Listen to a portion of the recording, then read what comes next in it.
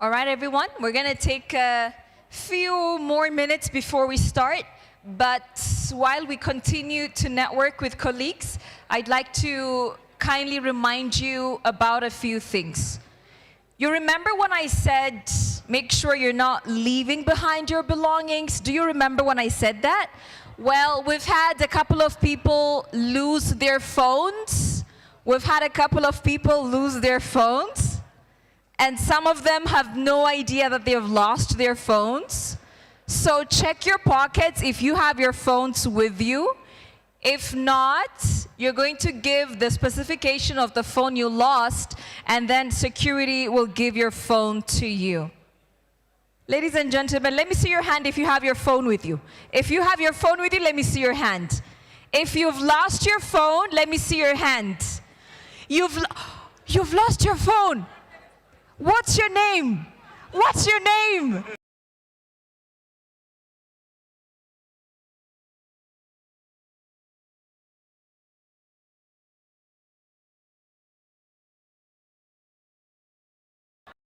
Right.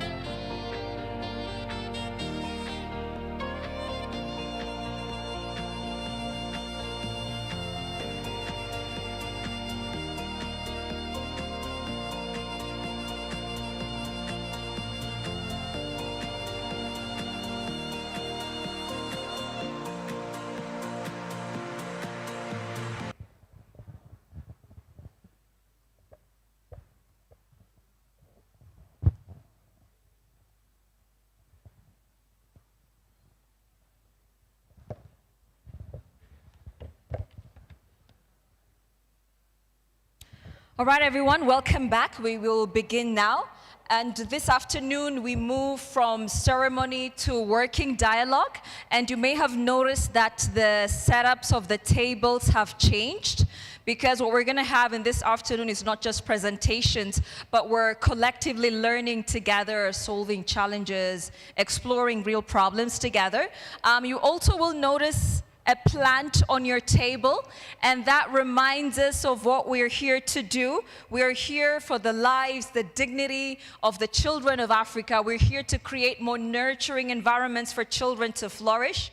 And that is, a powerful symbol reminding us of what we're here to do. Today, at the end of day one, we're delighted to let you know that for VIP participants, we're going to have a high-level tour and also a dinner. And teams from the mayor's office will be guiding VIP participants through the high-level tour of Addis Ababa and also a dinner after that. And for the rest of participants who are accommodated, who are staying here at Skylight Hotel, we're also going to have a dinner, and that will give us further opportunities to network, to connect, and to relax after a long day of discussions. Now, this afternoon, we dive into our conference pillar of evidence, data, and smart buys. Now, all through the morning, we've been hearing a lot about Addis Ababa. We heard about Zanzibar, and now we're traveling all the way to South Africa. Do we have South Africans in the room? Can we give a shout out to South Africa? Wonderful. So the plenary is titled Data Driving Systems Change, the case of the Republic of South Africa's Department of Basic Education, e-care systems. Our presenters will be Ms. Palesa Nkabane, Ms. Motladi Ivy Rapu from the Department of Basic Education, and Kate Carroll from Ilifa Labantwana. Let's give a roaring welcome to Team South Africa. Welcome.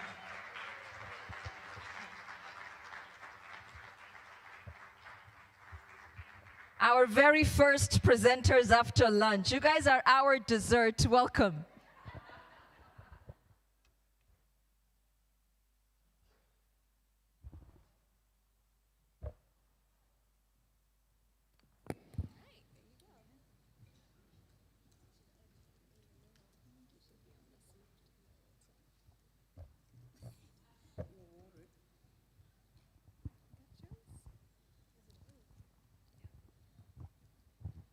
Good afternoon, everyone.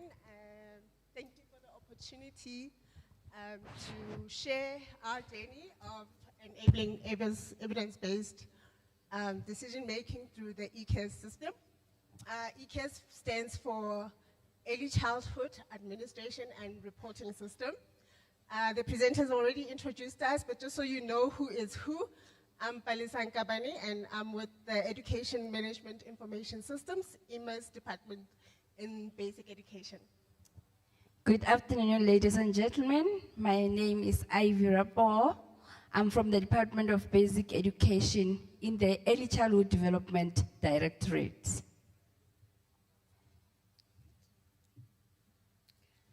And good afternoon. I am Kate Carroll. I'm from Ilifa Labantwana. We're an NGO that partners with the Department of Education, working on systems change in ECD. And before we get into the ECARE story, I just wanted to give you a little bit of South Africa's context. So in South Africa, children turning 6 start grade R, and that has recently become a compulsory year of education within government schools, transitioning into government schools. But for the children 0 to 5, there are what we call early learning programs that happen in a wide variety of context and models, from playgroups to ECD centers to day mothers. And the Department of Basic Education is responsible for registering those early learning programs, for funding those that are eligible, and for monitoring them. And what we've found in South Africa is that in these government processes, there's a high volume of activity. There's registration applications, there's site visits and assessments, there's reviews and approvals, there's funding applications, monitoring visits. But it's often very difficult to translate all of that activity into a clear understanding of service delivery, or to have sufficient high-quality data for planning and for decision-making? So what we have found is that the issue is not so much whether data exists. It's whether the operating system produces data that can be used to manage the system. So what ECAS has aimed to do is to digitize and restructure administrative processes so that reliable data becomes a byproduct of the work, of the routine everyday work. And while this work is grounded in the South African context, the underlying challenge of translating administrative activities into usable insights is the one that is widely shared across ECD systems internationally, and we hope that we can learn together with you today. Before ECAS, information existed, but it was fragmented, mostly paper-based with different processes and ways of collecting data across provinces and even within provinces. A district might know how many applications have been submitted, and separately, how many inspections have been completed. But linking into a clear view of progress was very difficult. At province and national level, often only final aggregated outputs were recorded, and in different ways. So it was a really challenging environment that we found ourselves in. So having a national picture of all the activity, progress, and outcomes was almost impossible. That made planning for resources needed and understanding challenges very difficult. For example, where you notice that registrations are slow, you would not be able to tell whether it was because there's poor quality of applications or whether it was because the norms and standards were too high to meet. Without aggregated data, it was difficult to test the assumptions that we were making. We also didn't have trustworthy information on the number of ECDs registered, how many of these are funded, how many children are in those ECD centers, what are the resources that are taking care of those children and looking after them. This made it hard to advocate for resources for the sector. As the ECD function was moving from the Department of Social Development to the Department of Basic Education, there was an ECD census carried out in South Africa, which involved a data collection process on the ground of every ECD center or early learning program that could be found in the country. And this was a brilliant baseline of around 42,000 early learning programs that were found, but it very quickly became out of date. So by the end of 2023, we had wrestled with this challenge, and we had plans in place to build an information management system for the early childhood development sector, particularly focusing on early learning programs. And that was established through a very well-governed partnership between the Department of Education, Ethiopia and the Lego Foundation. We had selected a software development partner, Mezzanine, and we had the contracts in place to start development in early 2024. Now, our original plan was to do this very slowly and very carefully. We were going to first build a national web application where provinces could just capture data and maintain data. And then to very slowly digitize the actual processes, the business processes that government was responsible for, with a very slow and conservative rollout plan. But then, at the end of 2023, things changed. In December 2023, our former Minister of Basic Education then visited the ECD programs and had their struggles with the registration and access to government funding. She came to our directorate as the lead directorate with a challenge to massively expand registration and to rethink the process of registration to make it as simple as possible so that our ECDs can be able to navigate that system. Our unit then spent December holidays brainstorming possibilities, and when we met with our partners in January the following year, we had to have a radical plan backed by the minister, the current Minister of Basic Education, to roll out a new registration process nationally within the first quarter of the financial year. This was the beginning of a movement to simplify government processes and scale delivery to put children first. This was the birth of the Banapili campaign. This campaign was fully backed by the president, who is pictured here, as well as the our new Minister of Basic Education. They pictured here at a summit that launched the campaign in partnership with Business South Africa last year. ECARES, with the backing of our Chief Director for EMAS, became a key component in this process to enable simplification and scale. With the level of political buy-in and energy around Banapili, further partners came on board to support the rollout and adoption of the Banapili campaign, with ECARES as a key component. This meant that our very conservative rollout plan had become a national rollout plan of an online public-facing registration system that needed to be live within 4 months. And we tested that with a group of ECDs in Soweto, Johannesburg, in April of that same year, 4 months after the January meeting. The journey since then has been full of progress, excitement, and many challenges, as well as deep learning along the way. We have shifted from thinking about data as something that you need to collect and maintain to a central principle that data is connected through the work, through the routine everyday work of the business process. What we have done is we have taken each step in the business process and split it into small steps, understood what work is involved in each of the steps, standardized it and simplified it as much as possible, with defined roles and handoffs between different user types, and then digitized the workflow. As each module of the digitalization process has been developed, it has been rolled out nationally.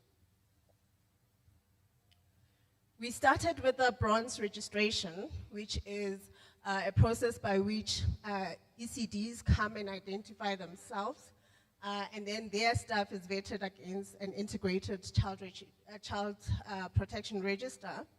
Then the next step is then silver registration, in which they submit further document that is required to substantiate their applications. Reviewers inside the department would then review those documents and approve them, and then they receive a site visit against which they measured against a framework that measures them against norms and standards. At the end of this, the application is approved and certificates are automatically generated. Our next module, which is going to be quite a challenge for all of us, is to digitize the funding process for all registered ECDs. So incremental rollout has enabled quick adoption of the system, but it's also meant that we generate data that is able to be used from what is rolled out already. And that data that we're generating is helping us to plan for the next phase of rollout. And because these steps are now connected and standardized, the information can be immediately used to understand service delivery, as well as to understand the ECDs that we are serving as government. As an example, instead of waiting for someone in a province to capture and share a list of registered ECDs with national government, As soon as an approver in a province or a district approves an application by hitting the approve button, we have immediately updated registration numbers on our dashboards. We know the issue and expiry dates, and we know the staff numbers and qualifications in those programs. We are also not waiting for shared list of ECD locations and child numbers. Each ECD submits this in a structured way as they submit their bronze application. As we were planning for silver gold registration rollout, we already knew where the ECDs were located and in what number, and could target out. We could target our rollout resources effectively. So to date, we have rolled out 4 modules nationally, and in each one we've aimed to bring value to the users of the system by simplifying, standardizing, and automating their normal routine work wherever possible. And in each rollout, we have dashboards and analytics associated with it to ensure that the data from these processes is used immediately. What we've also tried to do is to build integrations with other government systems or other government data sets to further streamline processes and build efficiency in data sharing between government, to make sure that the data that each different department is collecting is well used and supports other government activities. So for example, in our bronze registration application, we have an integration with the Department of Social Development's Child Protection Register, where we can assess staff immediately for their suitability to work in ECD programs. Currently, as Pelesa mentioned, we're testing our online funding application process, and in that process we've built an integration with the National Treasury system for verifying bank accounts. And we've also integrated with the Social Security Agency, which provides child support grants. And what this enables us to do is to understand immediately in a funding application which ECD programs are serving children from low-income households so that they can be ranked higher in our funding allocations. Now that you've heard the story of how eCares has evolved, we would love to share with you how the data generated is enabling decision-making for the DBE. With the live dashboard for each module, we can answer the following operational questions. Where are the applications stuck? Are site visits or document submissions the biggest backlog in the process? Which areas are we seeing lots of movement in, and where is the work piling up? Having dashboards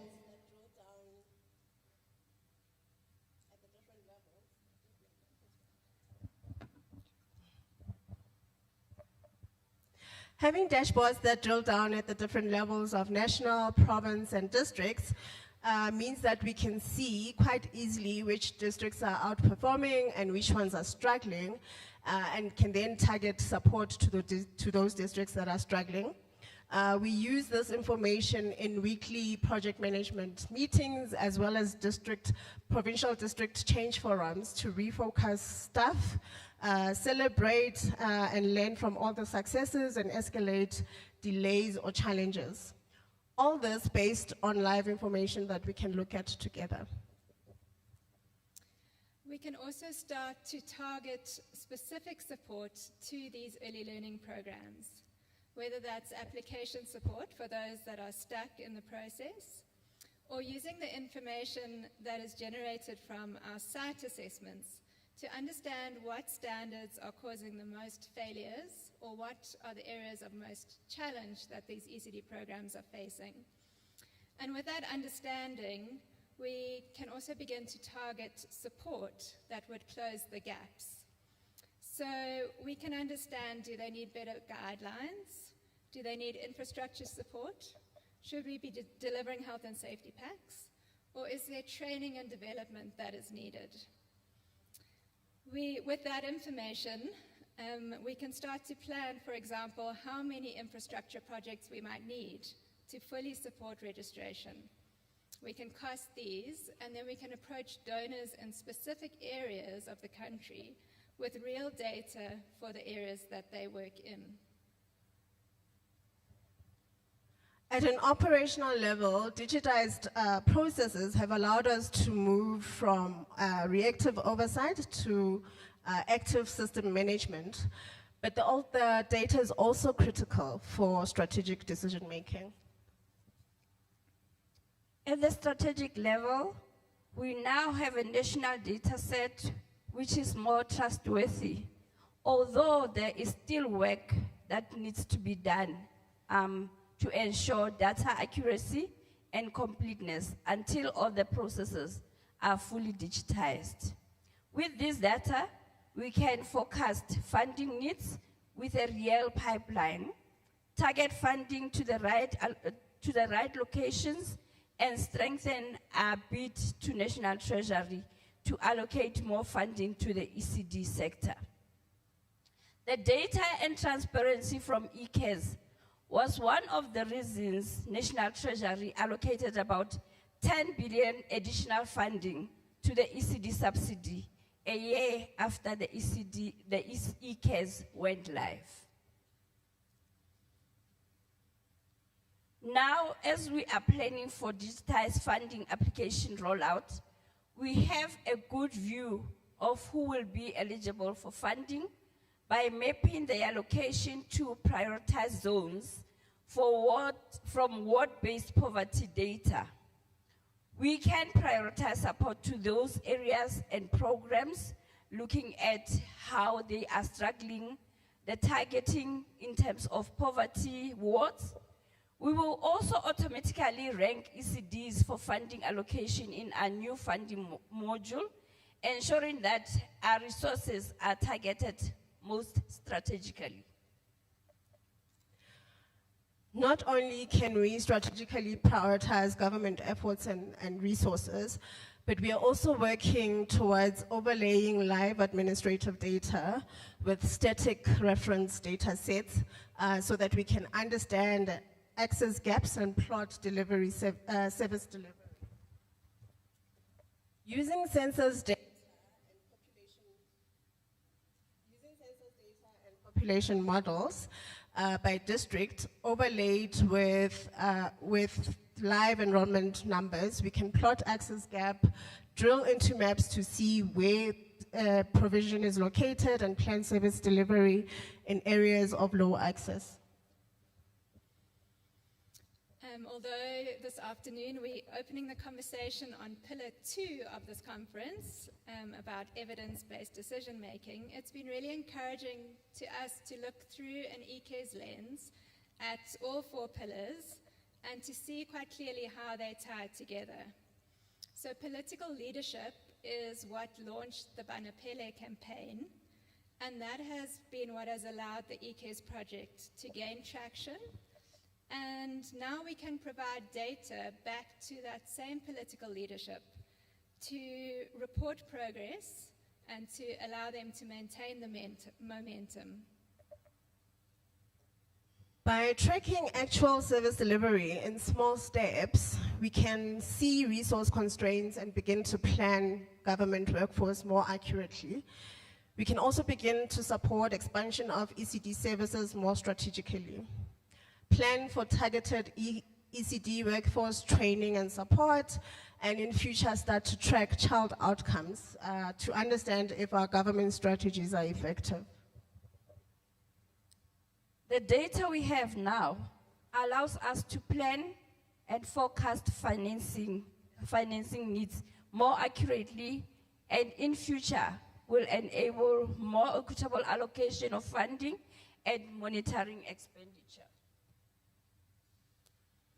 Okay, we'll close with a few practical learnings from this work, not as general principles, but as things that have come up in the work that we've learned from and that we think we could share with the rest of the delegates today.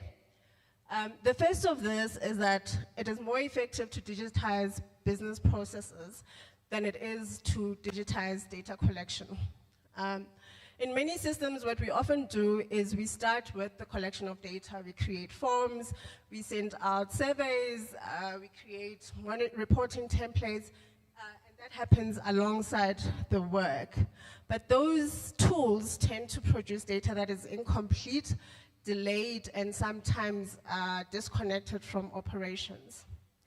What has worked well for us is to focus on the business process itself. How applications move, how inspections are recorded, how decisions are made, and to structure those steps digitally. The data then emerges as a byproduct of doing the work and is therefore more accurate and more current. The second thing we've learned is that the system for collecting data has to provide value to the people that are using it. If digital tools are seen primarily as reporting requirements, they tend not to be used consistently.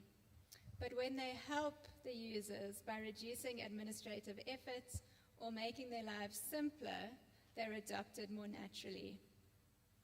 Our third learning was that digitization is most effective when done incrementally. Rather than attempting to build a whole system up front before rolling it out, it has been more practical for us to implement small parts and roll them out and begin generating the information from them. That data then has been used immediately, even if it's partial, to start improving the system. And it creates a feedback loop where early data informs further development and further planning rather than waiting for a full and complete system before seeing any value. The fourth learning is that digital transformation is most effective when it is linked with policy goals, with strong political leadership. In this case, the goal for us was to expand access to quality ECD. The system exists to support that objective, not as an end in itself. And that alignment is important because it ensures that the adoption of the system is not driven by a digitization or data agenda, but by a strong policy lead. Related to that is the importance of starting small and using what is built. There's a tendency in digital programs to want to build and complete a system before you start using it. But in practice, even using a limited part of a system creates much more learning and builds trust for further adoption. It also exposes where processes are unclear, where assumptions don't hold, and where additional functionality might be needed. And that leads to more grounded development over time. The sixth learning is the importance of partnership. Partnership on Banapeli between government, which leads the policy and has the ability to scale, and our NGOs and funders, who can be more flexible about securing and allocating resources, and pivoting quickly has been a key enabler to all this work that we are talking about today. Finally, training, change management, and user support are not an add-on. They are part of the system because this is not just a technical change, it's a change in how we do business, how work is done on a routine basis. That means investing early in training, change management, and ongoing user support. Without that, even a well-designed system struggles to translate into consistent use. So taken together, these are all practical lessons, but they point to a broader idea. The broader idea that improving decision-making is not primarily about collecting data, but it's about designing systems that produce the right data in the course of doing the work. Thank you so much for allowing us to share a taster of this ECARE's journey that we've been on with you. If you've got questions you'd like to ask, or especially if you have advice you'd like to share with us for the journey ahead of us, we'd love to meet with you today or tomorrow afternoon at some point. We will have a space where we'll be able to demo the ECARE's functionality and the dashboards and answer questions and have some conversations. And the details of that will be announced tomorrow morning. But thank you so much for your time.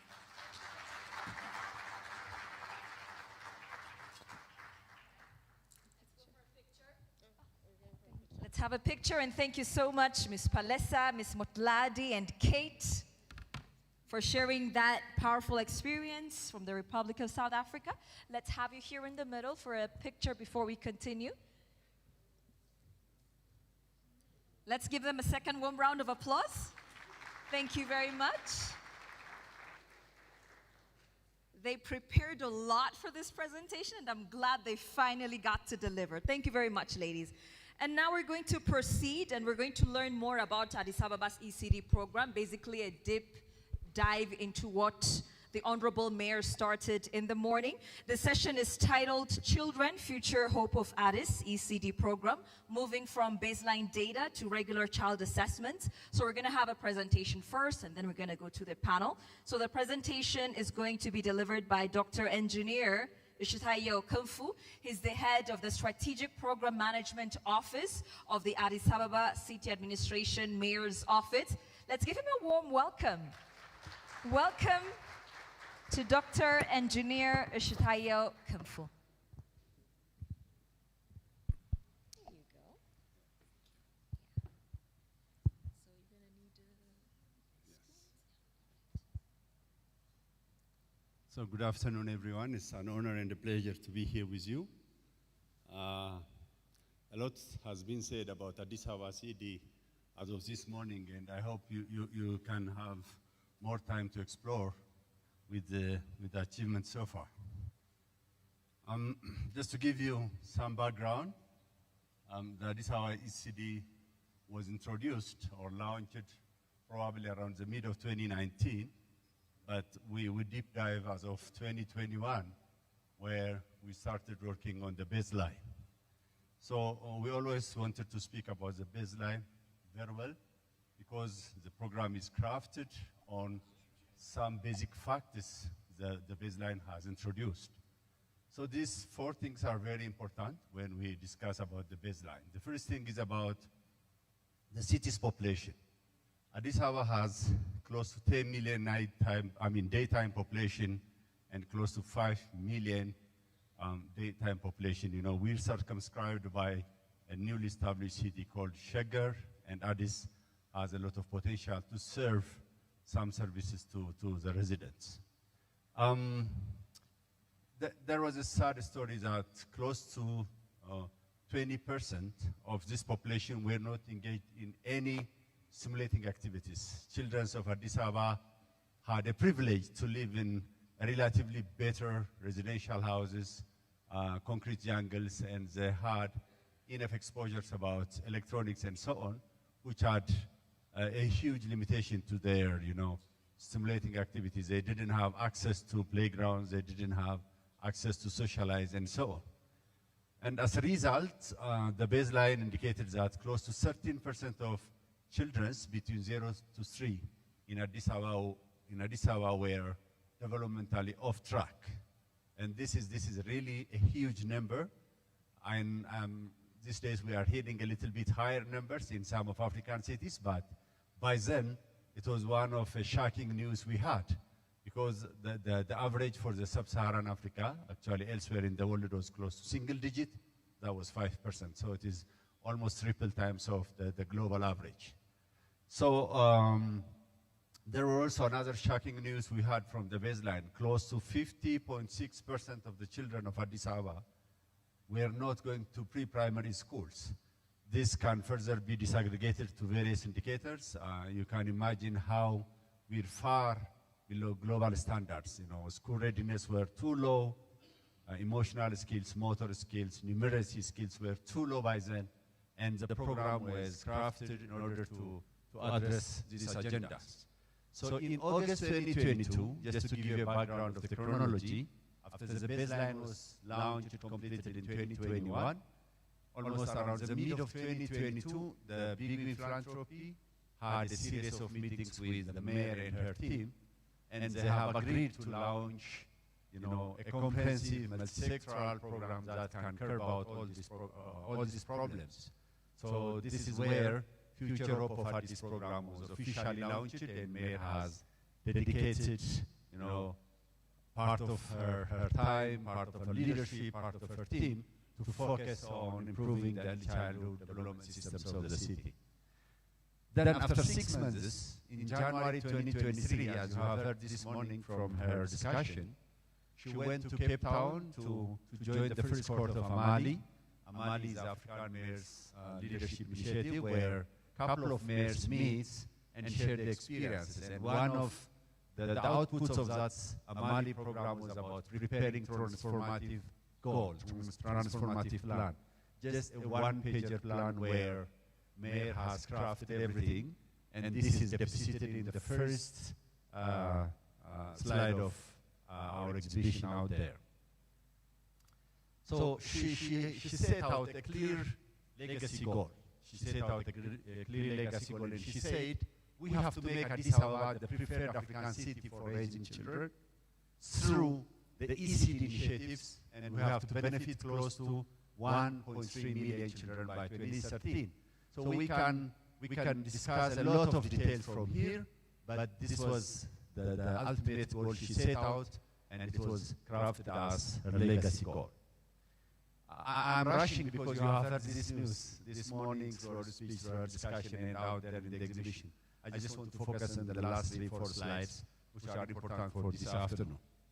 So she communicated her vision, her goal, and she set out a clear mantra that everybody can speak in one accord, whether you are a leader or whether you are an expert working in the city, or even in due cases, you can check children of Addis Ababa and they can tell you that mayor is working to make Addis Ababa the best city to raise children. So this was our mantra since 2023. So she said, I want to make the best city, the best African city to raise children. And the baseline was really, really scaring, as you have heard this morning. She stated this mantra in a city where we had close to 11 playgrounds or 20 daycares, or probably no parental coaching services in place, and so on. So Dr. Kasada said it well, and he said he was scared about her. And all of us were a little bit shocked when she spoke about this mantra.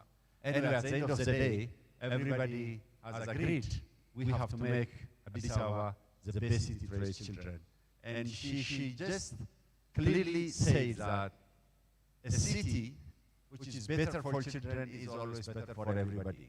And this is right. So we've agreed, and everybody marched in one accord. So the question was, how can we operationalize this vision? So how can we operationalize this? So we've crafted a roadmap under the title of Children, the Future of Addis Ababa, and we said it is Addis Ababa ECD program. So this is a multi-sectoral, a cross-sectoral initiative, which are the following clear key levers or key initiatives. So the first 6, the one you see on the top of the levers, are the immediate responses to the problems identified in the baseline. Mayor decided to hire, train, and deploy 5,000 parental coaches and establish support services. I think we were not speaking about the support services staff, which is very, very critical. We've trained close to 5,000 parental coaches, close to 168 supervisors, and these are knocking every doors of Addis Ababa where you can find children between 0 and 3. So the next step is, what if they came across a problem? What if they came across a problem of development delay?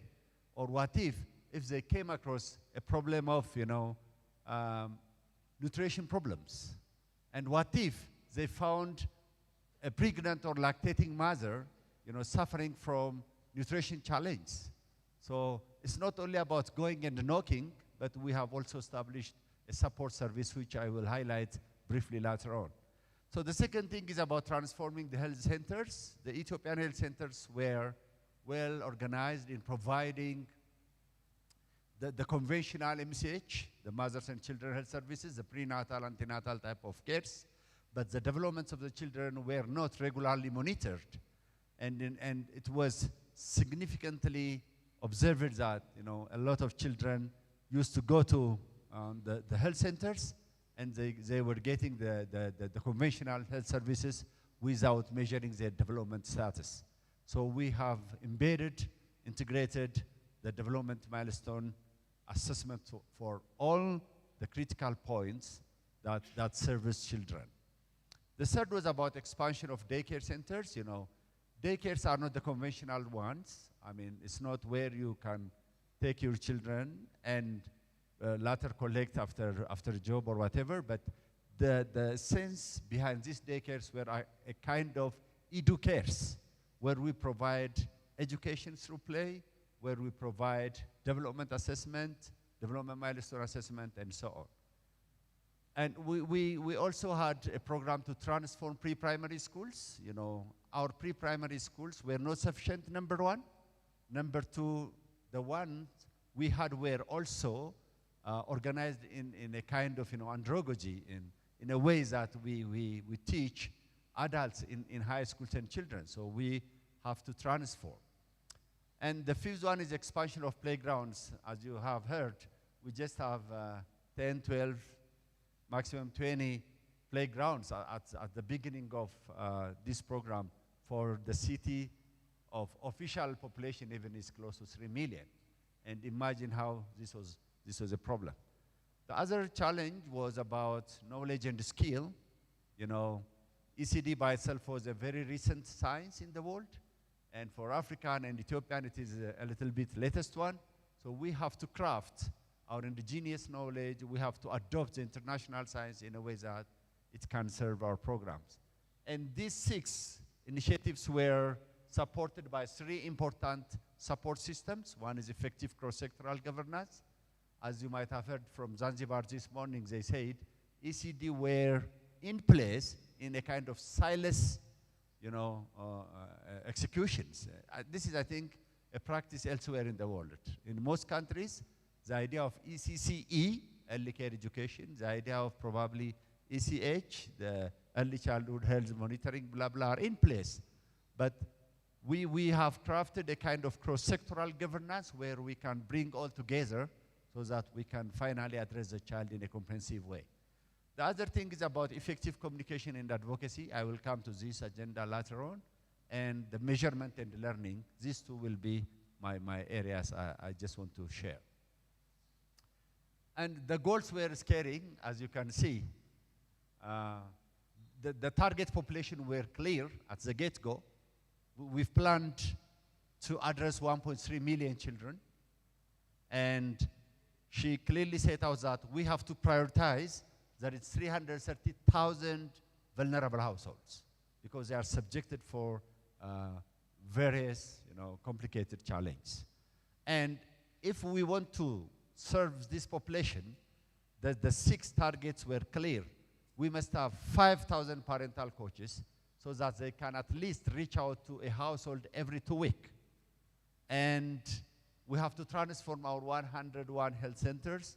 We have to build or organize 1,000 daycares. We have to transform 1,059 pre-primary schools. We have to build and provide access to 12,000. And we have to, of course, establish a strong research and development arm through the African Center of Early Childhood Development, the one hosts this event.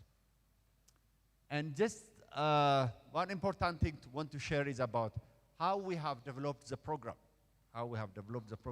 You know, this is a kind of wicked problem. The baseline study informed us that the ECD issue in Addis Ababa was a kind of wicked problem.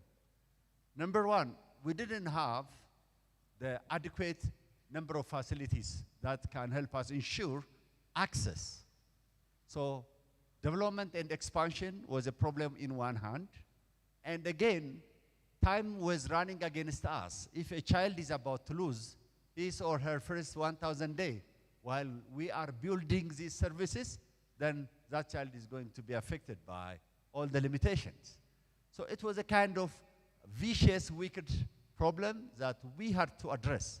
So on one hand, we were working on expansion of services, and on the other hand, we want to make the children of Addis Ababa beneficial of this program. So we have crafted a clear program life cycle and a clear governance structure. This is very important, by the way. For example, we were working on conceptualization while we were working on expansion of services. Let me give you just an example. You know, there are conventional practices of developing playgrounds. But the conventional playgrounds were subject to safety, number one, were subject to, ability to ensure children's development milestone. So we have to work building on one hand and improve our designs on the other hand. And of course, through time again, another challenge came to the platform. For example, how can we address children with disabilities? How can we establish playgrounds accessible, inclusive to children with development delays? So the conceptualization or induction phase took us a little bit longer. It took us 12 months to 18 months in different initiatives. Then we were forced to pilot it. The first publicly financed daycare took us close to 2.5 years. It was a new phenomenon. It was a new experience. How can a government build a daycare? How can a government finance the operations cost? How can the government hire the nannies? And how can we recruit the right beneficiaries? So a lot of things were in place. So we took adequate time in piloting for all the key initiatives. Then after we successfully piloted the ideas, initiatives, we will leap into scaling up where we massively, expanded the services. In last year, in the Ethiopian last year, or in 2025, in June 2025, Mayor has inaugurated close to 1,150 playgrounds just in a day. So this is how we were successful in scaling up, because we had enough time in conceptualization, we had enough time in planning, so we were able to have a massive expansion or scaling up. So right now, as of January 2026, some of our initiatives have entered to the mainstreaming, where we have embedded these initiatives from the program-based to the business as usual model or to the government system. And then we will plan again. I will tell you how we are planning after mainstreaming. The governance, as everybody was speaking, political commitment was a critical spice we had. I will come later. And one of the things is how Mayor has bought the idea and took it to herself and ensured her commitment was the primary thing we had.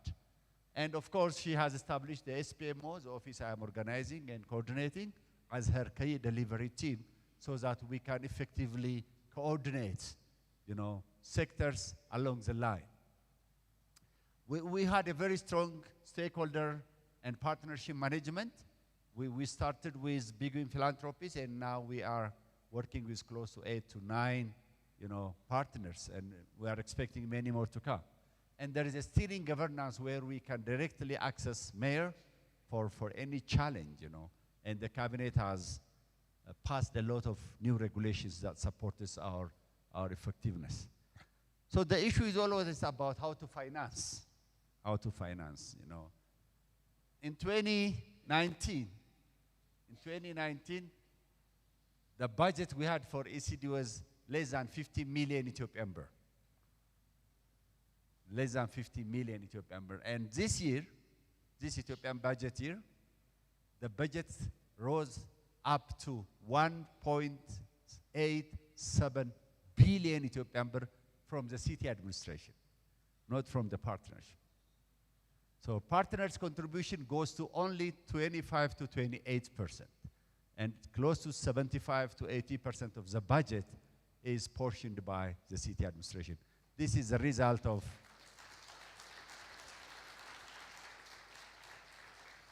political commitment. These are our common partners.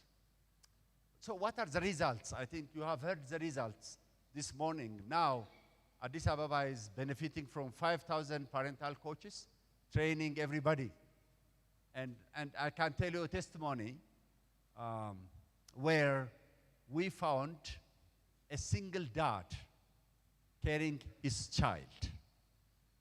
Imagine a single mom can better care her child because of her, motherhood, because of the experience in this country. And our parental coaches came across a single dad carrying his children.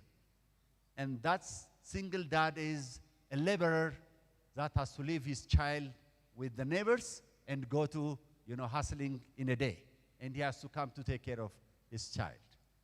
When this person has heard about our parental coaching, he has dedicated a day in 2 weeks. And he took himself off job and wait for the parental coaches to come and counsel him. And when I and my team visited this dad, he told us he understood that his child had a development delay. And because of the parental coaches, he figured out that his child is now improving his socializations, eye contacts, and so on. Can you imagine how these parental coaches are serving? It's not only about 5,000, they are probably reaching to close to 280,000 households on average every year for the past 2 years. So at the end of 2026, we are expecting to reach this to close to 330,000. Our health centers are now providing the development milestone assessment.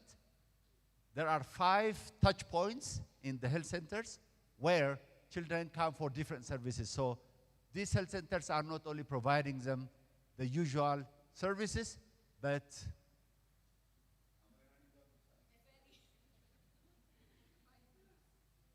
whom do you think has taken the more time, the South African team or the Ethiopian? For fun. So let me go to the important part, so if that is the case. I think this is what you want to hear. How are we monitoring the data? How are we monitoring the data? So we have a dashboard that you can see at the right corner of the exhibition, and you can see our dashboard. So we have 3 layers of data management that helps us how we are moving from the baseline to the intended result. Number 1, we track what is happening in terms of service provision, in terms of expansion of services and facilities. Number 2, we track a regular program assessment through 2 internationally known instruments called CREDI, which is a caregiver-reported early development instrument, and IDELA, which is an international development and early learning assessment for different objectives.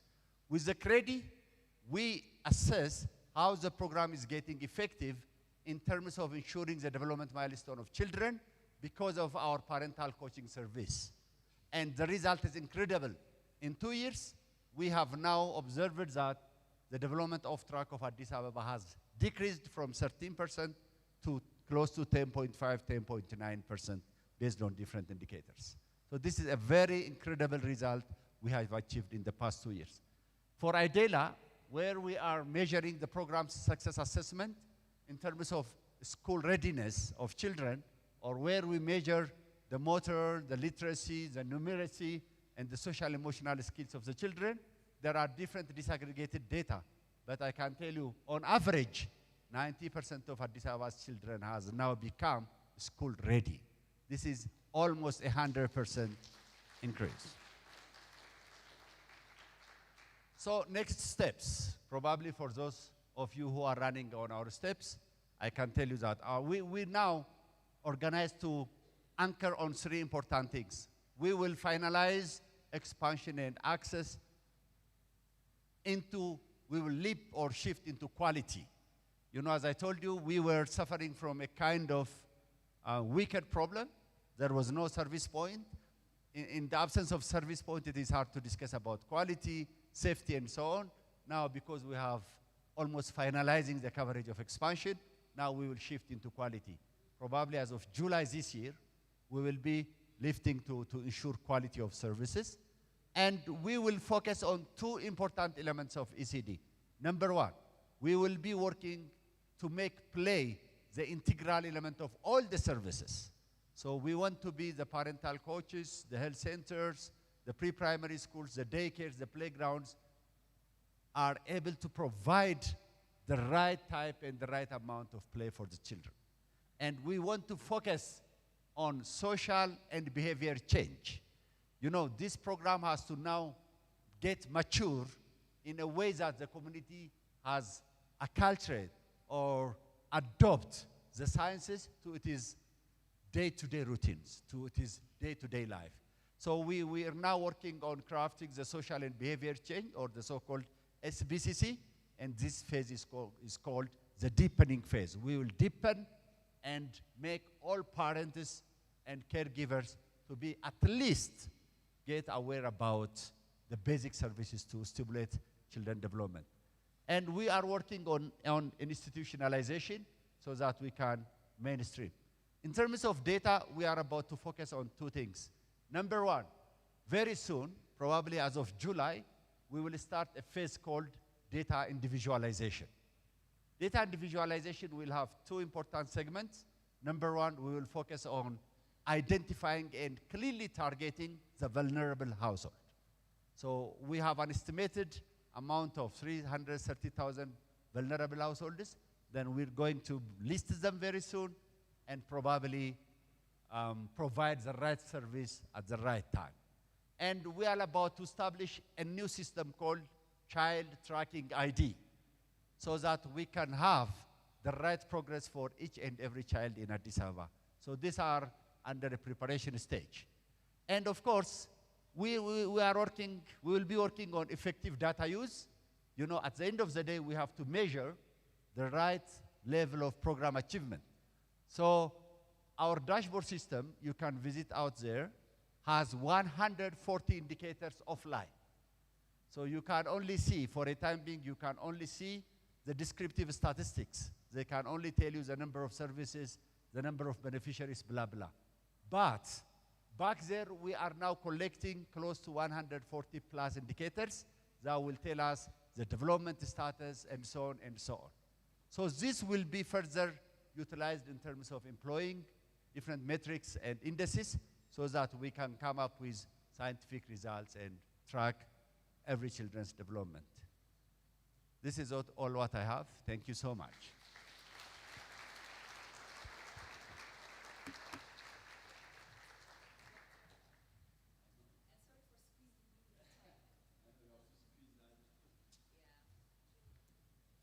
Thank you very much to our presenter, Dr. Engineer Eshatayo Kumfu, for that presentation. And now with the next panel, we're going to hear reflections on what was presented. Now this next panel is special because it's moderated by a princess. How many of you have ever been in a panel moderated by a princess? Raise your hand if you have. All right, quite a few. All right, so please welcome Princess Professor Hannamaria Meratasillasi, Chair from the Research and Innovation Working Group of AfC-ECD Ethiopia. She's the great-granddaughter of His Imperial Highness Haile Selassie I. A warm welcome to Princess Professor Hannamaria Meratasillasi. Welcome, Professor.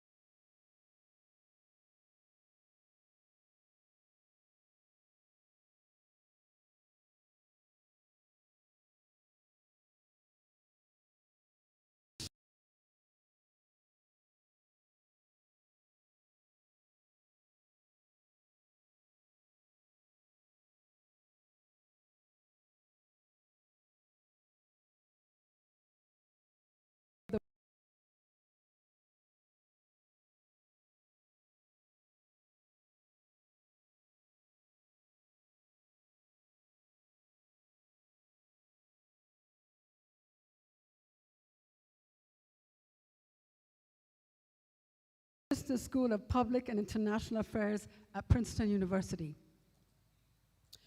Ms. Johnson brings a funder's perspective on the value of assessment. Did you? Is it?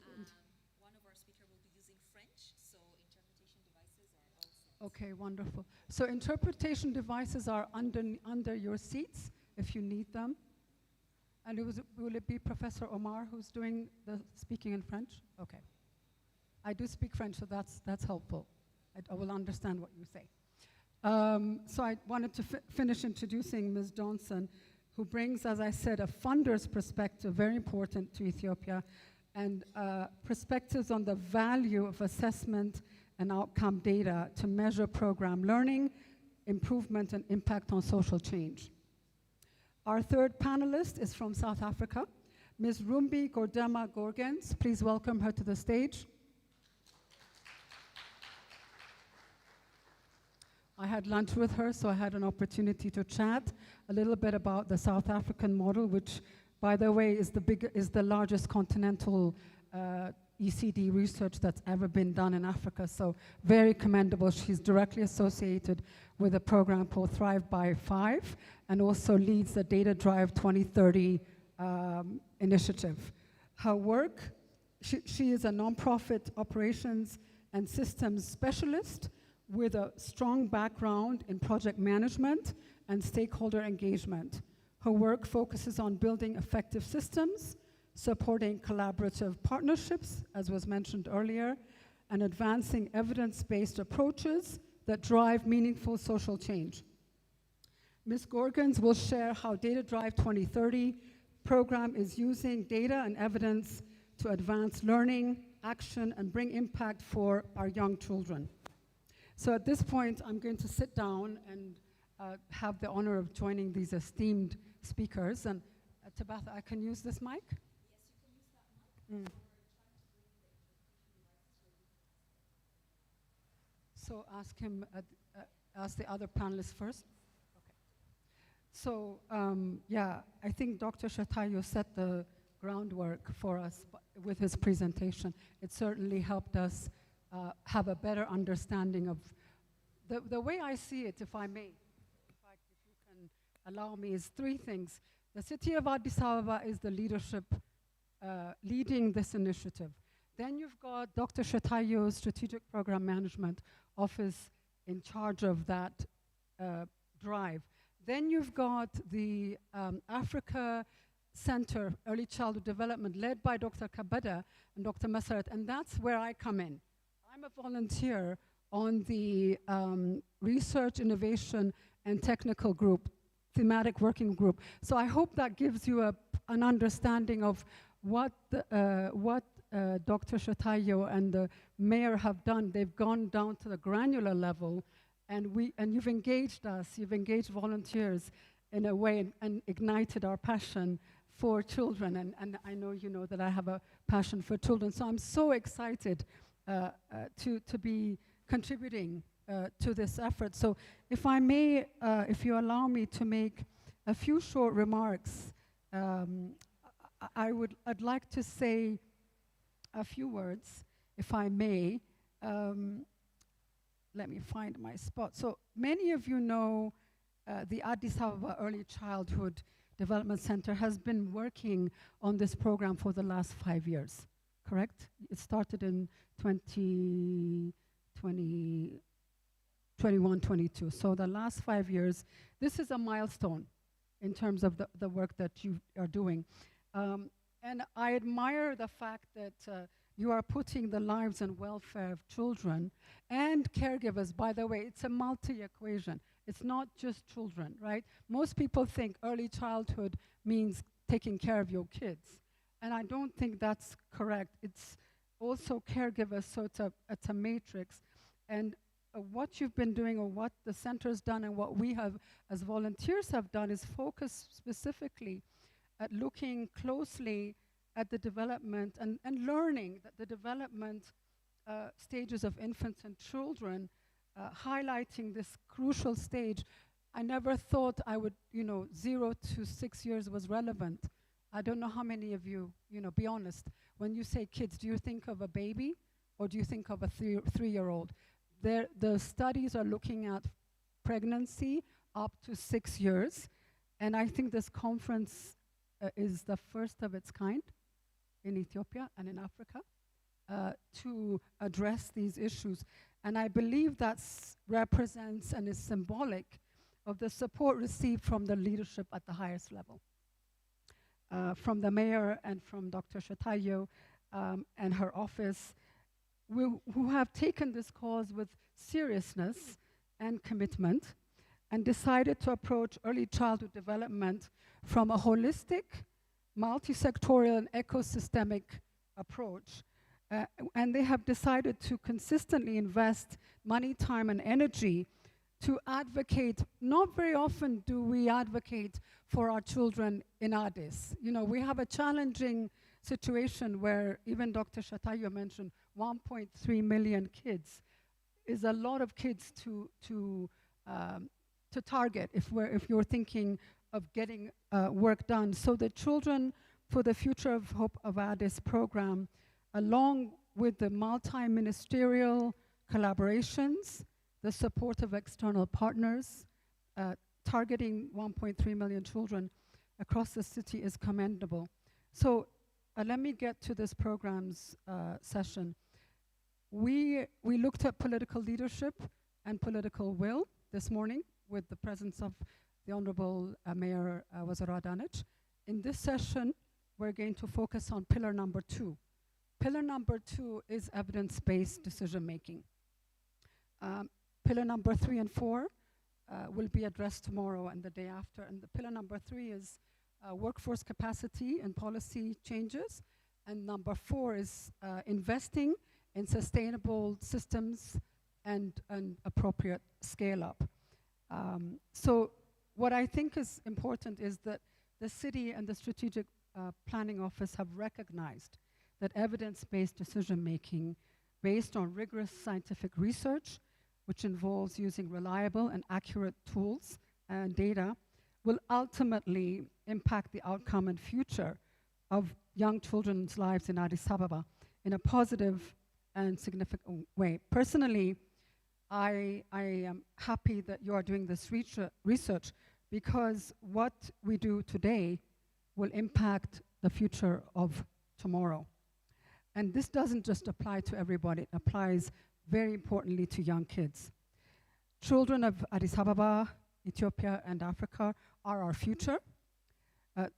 This is our hope that our children will benefit from this collaborative and applied, sustainable, system-based approach, because at the end of the day, their success is our success. We also know, that a sound investment in the future of children will undoubtedly contribute to changing their lives. So let me pass the mic on to Ms. Tressa Johnson. If you could respond to Dr. Shatayo's, you have a mic presentation. Hello. Thank you. Thank you everybody for coming here and for all these excellent presentations. So I was going to talk a little bit about what philanthropy and private donors have been funding and what we are trying to achieve with early childhood development. But I'm going to skip part of my remarks because I want to hear more from the other panelists and less from me. But the points that I wanted to make are that ELMA has been contributing, like a lot of private donors, to producing the data and the tools that have been developed here and validated here in Africa for local contexts to be able to understand where individual children, individual programs, and populations are in terms of child development. And that has been at least the last 10 years, probably farther back.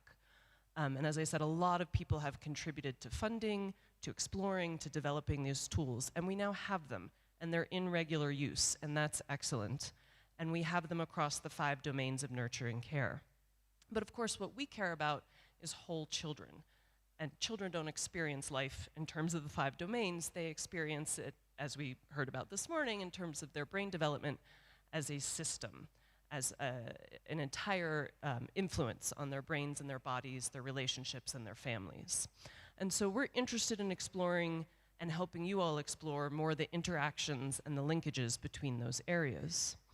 So that's one aspect of what we've been helping to catalyze. The second thing is there have been quite a bit of efforts at rigorous research in Africa over the past 10 to 15 years in early childhood specifically, again, coming from the continent. And those sort of randomized controlled trials have been very high quality. They've helped us to understand the specific kinds of interventions, services, and support lead to what kinds of outcomes, specific magnitudes and significance, and how they impact children. And that has been very helpful, and all of this has helped to motivate more financing. It's helped to motivate large international actors like the bank and Global Partnership for Education to present the evidence to themselves and countries and say, this is really important. Excuse me, this is the foundation for human capital. And it's allowed the bank the ability to include that technical advice and the possibilities of financing early learning, early care, and childcare opportunities and offer it to countries, but countries have to want it back. They have to ask for it. And so all of this momentum has been incredible, and it's gotten us to where we are today. We saw some examples of incredible political leadership driving this forward.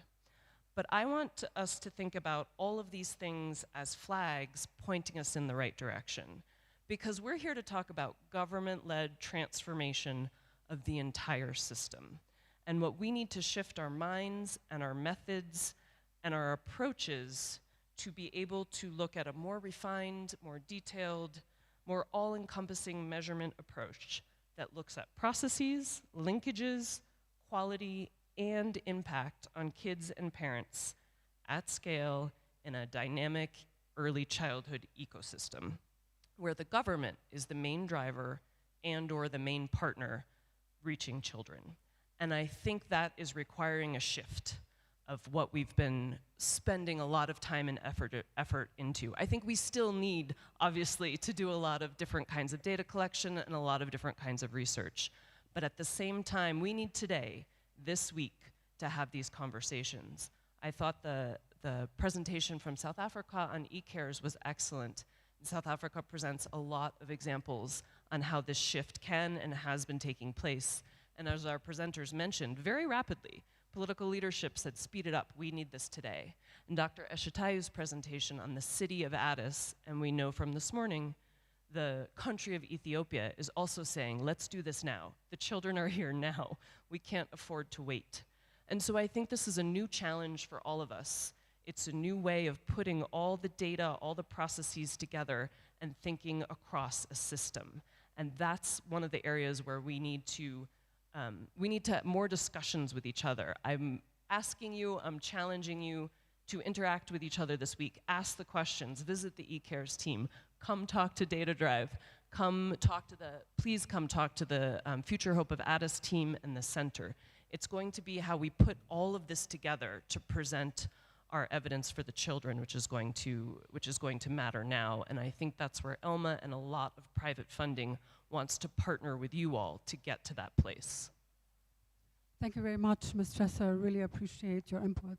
And at this point, I will ask Ms. Rombe to reflect on what you've felt, and feel free to offer either similar or distinct approaches to data management and anything that was presented by Dr. Shatayo. Thank you very much. Sure, thank you. I'm very honored to be on this panel and to be representing Data Drive 2030 and South Africa.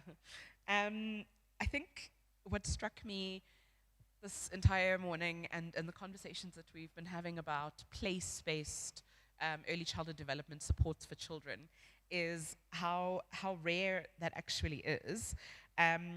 A couple of months ago in my country, in Gauteng province, a scholar transport bus collided with oncoming traffic and all the children on board were killed. So children are embodied in their experiences, and they are incredibly locked into the places in which they live. And they live in our cities, and they traverse the cities by the transport methods chosen by the adults who who are caring for them. So an approach that looks at putting the child at the center of the city seems incredibly intuitive to me, and I've been really impressed and struck by that, that idea of putting children at the center of a particular place and trying to experience the city the way that they do. It's similar to the principle that underpins the work that Data Drive 2030 does. So Data Drive was formed around a set of tools that we call the early learning outcome measurement tools. And these were developed in response to the lack of locally developed, locally normed, low and middle income country measurement tools.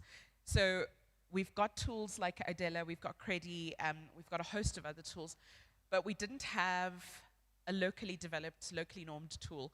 And what that meant is we were always measuring South African children against global norms and global standards, which doesn't make sense if you're thinking about a place-based approach to ECD.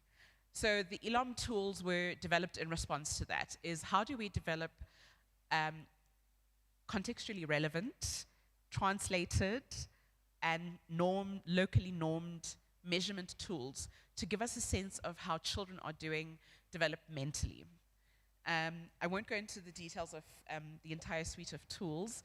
I can talk you through that if you'd like to know that personally. But that's kind of what drives Data Drive, is we've developed this set of tools that we have made accessible to organizations, to state actors who want to measure populations of children against developmental norms. And part of what we're trying to do as Data Drive is to feed into robust data systems and also acknowledge that robust data systems require monitoring at multiple levels. So we have focused specifically on child outcomes, and the focus on child outcomes is not the only measure. So we are aware that the ELOM tools tend to kind of dominate the conversation, particularly because they've been taken up by the national government in our country. But Data Drive is extremely aware that our tools only measure a section of the work. So as Prof. Ishitawa was talking about all of the ways in which you're measuring data, we only do a small part of that, which is development across learning areas and across developmental domains. So Data Drive is really about partnering with other organizations and feeding into existing learning agendas and existing data systems. And part of that work is partnering with the national government, but we also work with resource and training organizations and NGOs that work with early learning programs. And the idea is that we want to contribute to your learning. We don't want to be the whole of your learning, because we can't be. And then I think the 3 R's, so we love alliteration at Data Drive. The 3 R's for me are, we're trying to add to the learnings and add to the knowledge around childhood development by providing data that's readable. So the first R is readable, which means, can you find it? Is it sitting behind a paywall in an academic journal? Can you access it? Yeah. And then the second one for us is the data relevant? So is it scrutable? Is it embedded within context? Can you make it make sense to the people who are working with children? A big part of what I do in my work is sit down with organizations and take them through their report. And our reports are they are incredibly accessible, and they are designed so that if you are an NGO and you are working with ECD practitioners, you are going to be able to take a report that we give you to those practitioners and explain to them what you're seeing, the patterns that you're seeing in the children with whom they're working. And we're going to try to assist you to make that make sense in terms of the work that you're doing. So how are your children doing when it comes to gross motor development? And what does that look like for you? Does it make sense? How are they doing in terms of fine motor coordination? Where children are doing especially well, what is it that you're doing very well? We want you to be able to tell us what that is. We want you to be able to know what that is and share it and replicate it. And then for the things that aren't working so well, to fix it. The third R is the data allowing you to set realistic targets? This is a conversation that I have a lot as well in my work. Again, that the ELOM tools and the work that Data Drive does is incredibly specific. And for example, if you are running a caregiver support program and you come to us and say you would like to assess the children who are in the homes in which the caregivers live and see how they are doing across developmental domains, we can definitely do that. But I'm not sure what that will tell you about the program that you are delivering. If you're delivering a caregiver support program, let's sit down and work together and see what is a realistic data point that will help you understand the intervention that you are putting in place. So those are the 3 R's. Is the data readable? Can you find it? Can you access it? Is it relevant? And is it realistic for the work that you're doing? And really all of this feeds into a robust data system, and it feeds into what we think we need to kind of get started for really contextualized early childhood development interventions.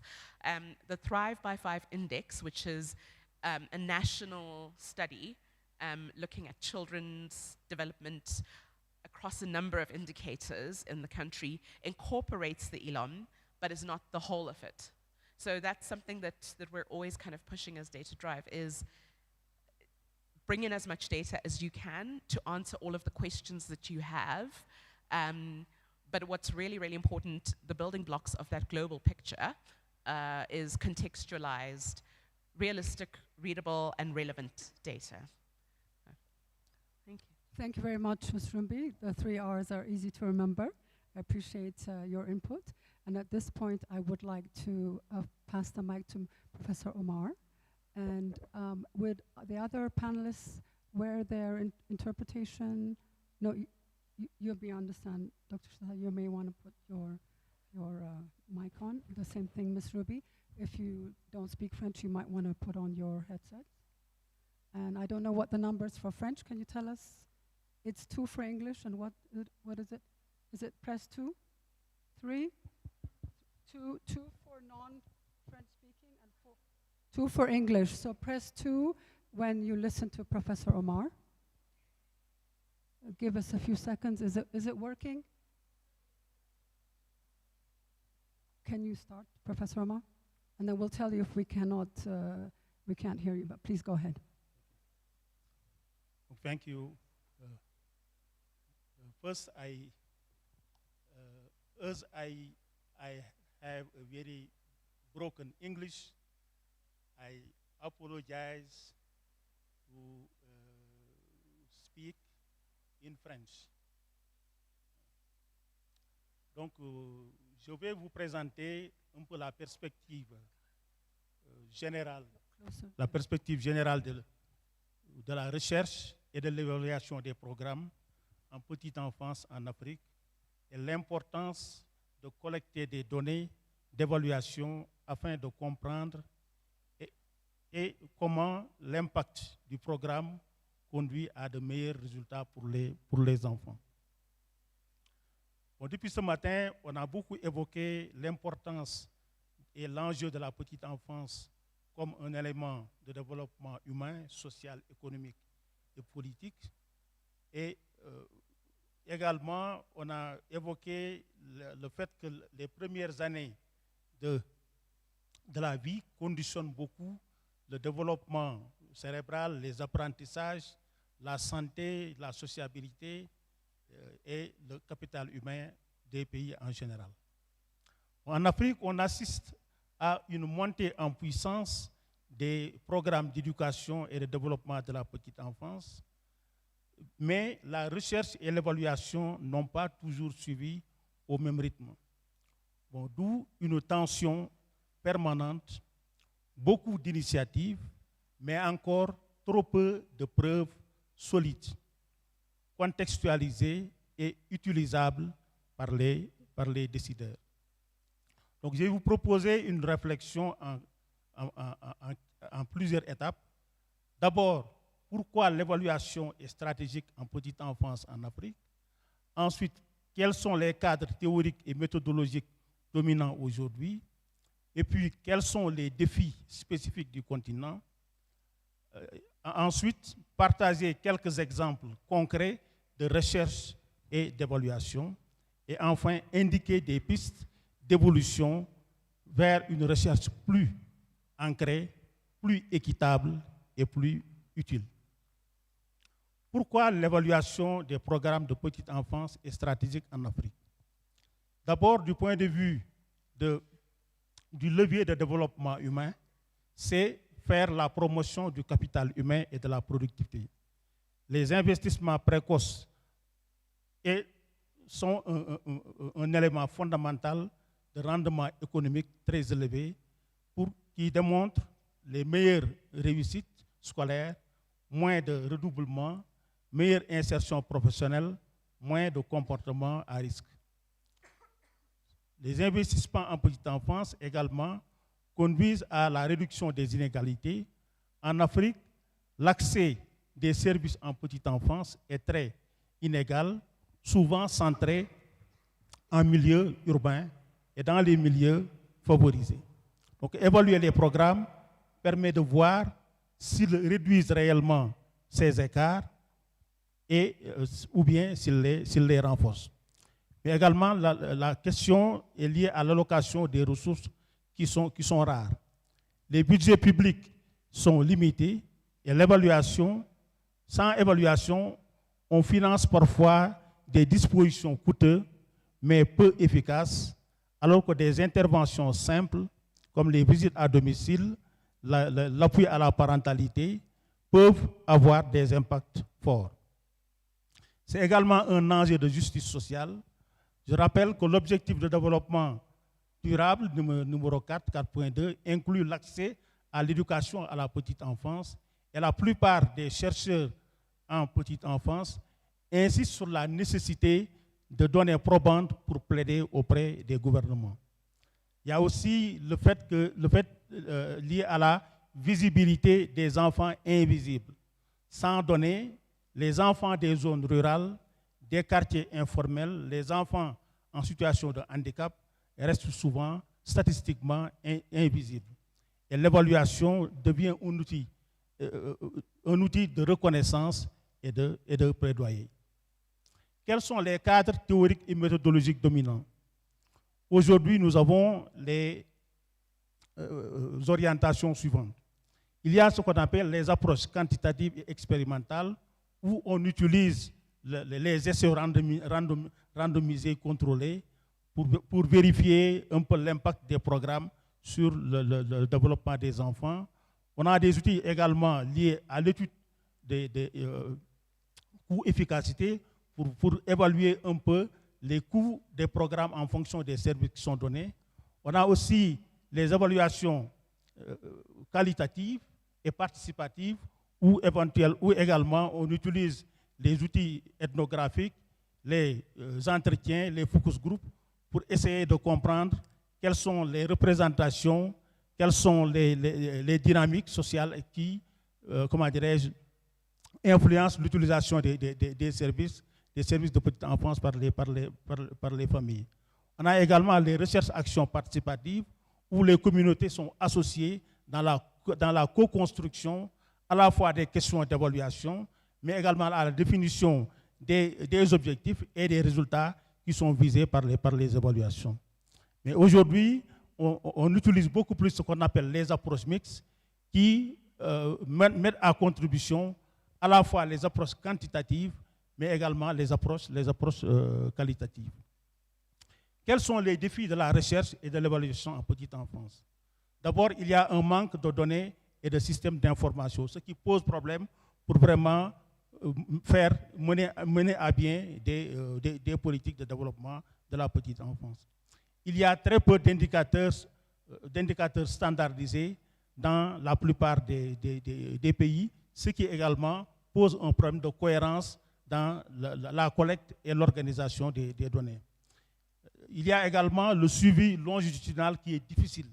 En petite enfance, il est extrêmement important de pouvoir suivre les enfants sur une longue durée, comme ils sont dans des processus de croissance. Mais la situation concrète souvent pose problème, liée effectivement à l'absence des adresses, liée également à des adresses informelles qui posent problème, alors que les études longitudinales sont un élément extrêmement important pour comprendre comment les enfants se développent. Il y a également les inégalités territoriales et sociales, la concentration, comme on l'a dit tout à l'heure, des activités beaucoup plus dans les zones urbaines que dans les zones rurales, la privatisation et la marchandisation qui croît de plus en plus et qui posent réellement problème parce que tous les services qui sont offerts par les structures privées ne sont pas de même nature du point de vue de la qualité. Et politiquement, souvent, il est très sensible de les évaluer, mais il est important de le faire pour ne pas trop exposer les enfants également, les enfants qui proviennent des familles vulnérables. Bon, la professionnalisation des secteurs également, des acteurs est également un élément important. Il y a une faible proportion d'éducateurs qui sont qualifiés et ça se répercute sur la collecte et les conduites des évaluations parce que des éducateurs très peu formés ne peuvent pas participer de façon qualitative à une collecte de données avec des fiches de suivi, avec également des observations. Donc il y a le besoin vraiment de former les professionnels également dans ces activités. Bon, les défis éthiques également et de décolonisation de la recherche, c'est un élément extrêmement important. Il y a ce qu'on appelle l'asymétrie du pouvoir. Beaucoup de projets sont conçus par des institutions du Nord, financés par des bailleurs internationaux avec des partenaires africains qui parfois sont cantonnés à la mise en œuvre. La pertinence culturelle des outils, également des outils de développement conçus ailleurs, peuvent ne pas refléter des compétences valorisées localement, par exemple autonomie dans les tâches domestiques, les compétences sociales, communautaires, etc. La propriété des données également est souvent évoquée. Qui décide des questions de recherche? Qui a accès aux données? Qui signe les articles? Ces questions deviennent centrales dans les débats actuels sur la recherche en Afrique. Quelques exemples concrets de recherche et d'évaluation en petite enfance. En Afrique, essentiellement en Afrique de l'Ouest, en Côte d'Ivoire, il y a eu un programme d'évaluation de l'éducation parentale qui a interrogé des types d'interventions, mais également quelles sont les questions de recherche qui ont été mises en avant et quels étaient les enjeux, surtout pour aider les gouvernements à choisir des modèles d'intervention extensibles à grande échelle, mais également montrer que la parentalité n'est pas un supplément, mais un levier important de la politique de la petite enfance. Au Burkina Faso et en Côte d'Ivoire également, il y a des programmes qui ont été évalués, programmes socio-éducatifs communautaires, qui également ont été basés sur des composantes typiques, sur des espaces communautaires, sur des groupes de femmes en situation d'alphabétisation, dans des microcrédits, dans des sensibilisations aux droits. Les approches d'évaluation, comparaison de villages avec ou sans programme, mesure des effets de développement sur les enfants, la participation des femmes au marché du travail, la prise de décision au sein du ménage. Les intérêts montraient que la petite enfance peut être articulée à des objectifs de genre et de développement local, documenter les effets indirects, cohésion sociale, confiance dans les institutions. Il y a également plusieurs autres expériences au Sénégal, qui est mon pays d'origine, mon pays d'appartenance, qui sont reliés à des programmes. Il y a également au Ghana une expérience assez importante où on a étudié également le rôle de la recherche. Juste pour conclure. On n'a pas beaucoup de temps. Est-ce que vous pouvez faire les points et puis on doit conclure 2 minutes. Oh, merci, oui. Merci. Bon, vers une nouvelle génération de recherche et d'évaluation en petite enfance, ancrer la recherche dans les contextes locaux, c'est-à-dire la co-construction avec les acteurs nationaux, ne pas mener la recherche dans des cadres fermés, mais associer à la fois les ministères, les ONG, les communautés, etc. Valoriser les savoirs locaux, il est extrêmement important que les connaissances locales soient valorisées dans la prise en charge de la petite enfance, renforcer les activités de recherche africaines avec la formation et le partenariat dans les universités avec des masters, des doctorats en petite enfance, mais également encourager les financements directs des équipes locales qui peuvent conduire effectivement des études de qualité pour informer la situation de la petite enfance en Afrique. Voilà, je vous remercie. Merci beaucoup, Prof. On vous remercie pour vos remarques. Thank you very much, Professor Barry, for his remarks. Before I hand over the mic to Dr. Shatayo, who will make his final closing remarks and final observations, I just want to draw your attention to a QR code, the center of your table. If you scan it, you'll be able to give us feedback. Because it's a plenary, we haven't had an opportunity or we don't have time. We apologize for not opening up the plenary to questions from the audience, but you can scan the QR code and fill in the questions, and we promise we will siphon the feedback to all the panelists and the participants from this afternoon. Thank you for your patience, and at this point I'll hand over to Dr. Shatayo. Thank you very much. Just to be brief as much as possible, I just want to say that data is at the heart of everything. As you have seen, we started with having a clear data about the baseline, where we were, and that has informed us to clearly articulate the key initiatives. You know, there are a lot of things we could have opted had we, you know, didn't start from having the right data. You know, stimulation, a kind of early stimulation, a kind of parent-led stimulation, and later a kind of integrated stimulation were informed by the data we got during the baseline. And now, through progress and around the end of the program, we also we have to adequately use data. Number one, data is helping us monitoring the progress. You know, while we are monitoring, we want to be very sure at least for two things. Number one, are we benefiting the right beneficiaries? So data is informing us about the alignment between the service and the beneficiaries. That's number one. Number two, it's about ensuring the right linkage between activity, outcome, and income, impacts. Data is informing us that how many people or how many children are we reaching? That's number one. Number two, through, as you have seen from my presentation, data we are gathering through IDELA or credit instruments or our dashboard, or furthermore, we will be actually computing different indexes, as I mentioned. This will inform us that which of our initiatives will be impacting better, or which way of our initiatives are, you know, addressing which kind of, you know, prohibiting or limiting factors on the development milestones of the children. So these are very important, and at the end, I just want to mention, probably as of July 2026, or to the latest by January 2027, we will be starting to manipulate and utilize all 147, close to 140 plus indicators, so that we can further disaggregate, you know, the benefits, the outcomes, or whatever of our progress.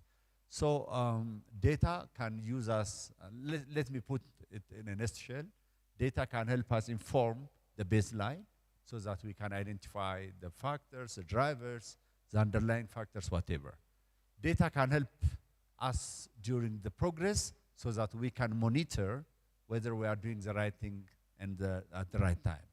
And around the end of the outcome and the impact phase, data will help us to generate knowledge, probably replan for the next phase of the program.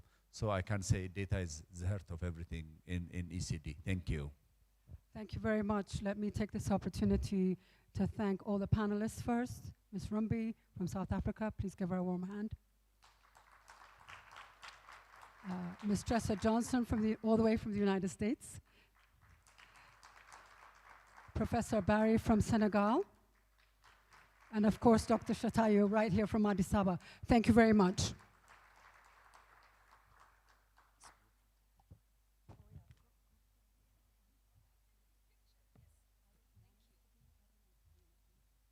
You don't want to be in the picture? All right. Thank you so much to Professor Hanna Maria Muratasilase for guiding us through the session. A second warm round of applause to all of our distinguished speakers. Thank you very much for that thorough discussion. And now, ladies and gentlemen, let's take a 15-minute energizing health break, because when we come back, we're going to hear from Nairobi and also from Zanzibar. So we have to take a coffee break now, and then we'll be back in exactly 15 minutes. 15 only, 15 minutes. Enjoy your coffee. We'll be back in 15 minutes.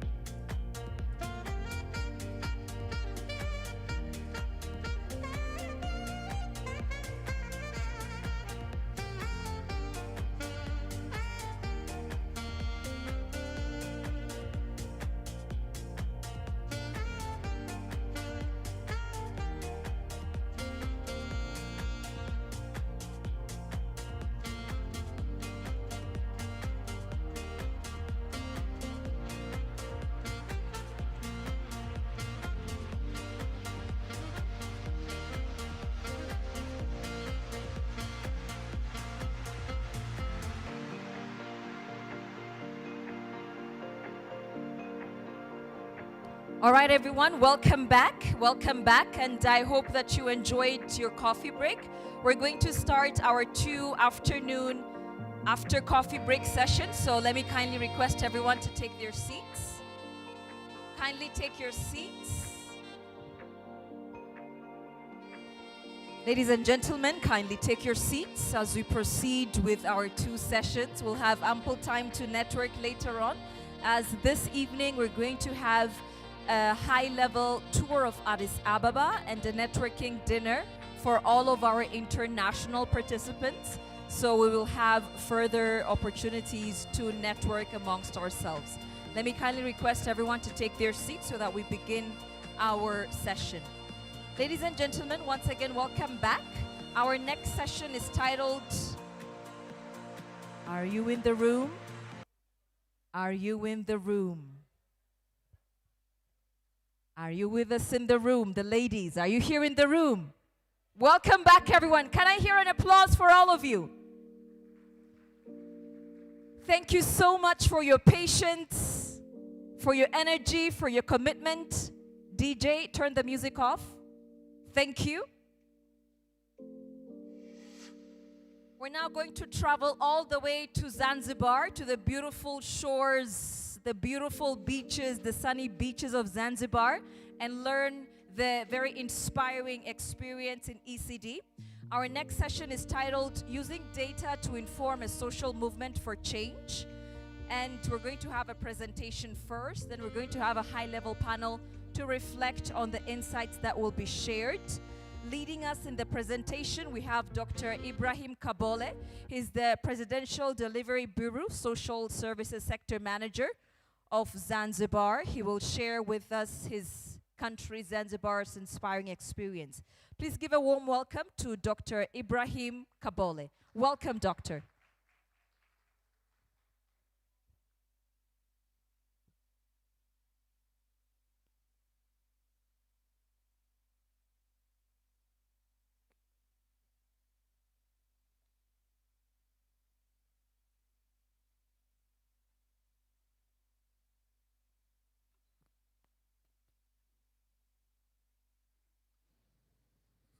Hello. I would like to take this opportunity to thank you very much, especially the government of Ethiopia and our hosts, High Excellency, the Mayor of Addis Ababa. My presentation is going to focus simply on the journey that we have taken, and because the Permanent Secretary for Means of Education has already been here, I would like just to give you the flavor of what else was in the doing when we all of a sudden woke up as a government to realize that if we don't act now, we are going to pay for it heavily. The journey goes back to about 2 years ago, when the government decided to do a baseline study for ECD services in the country. And what we found basically was an awakening. One of the issues that came out of that session or that exercise was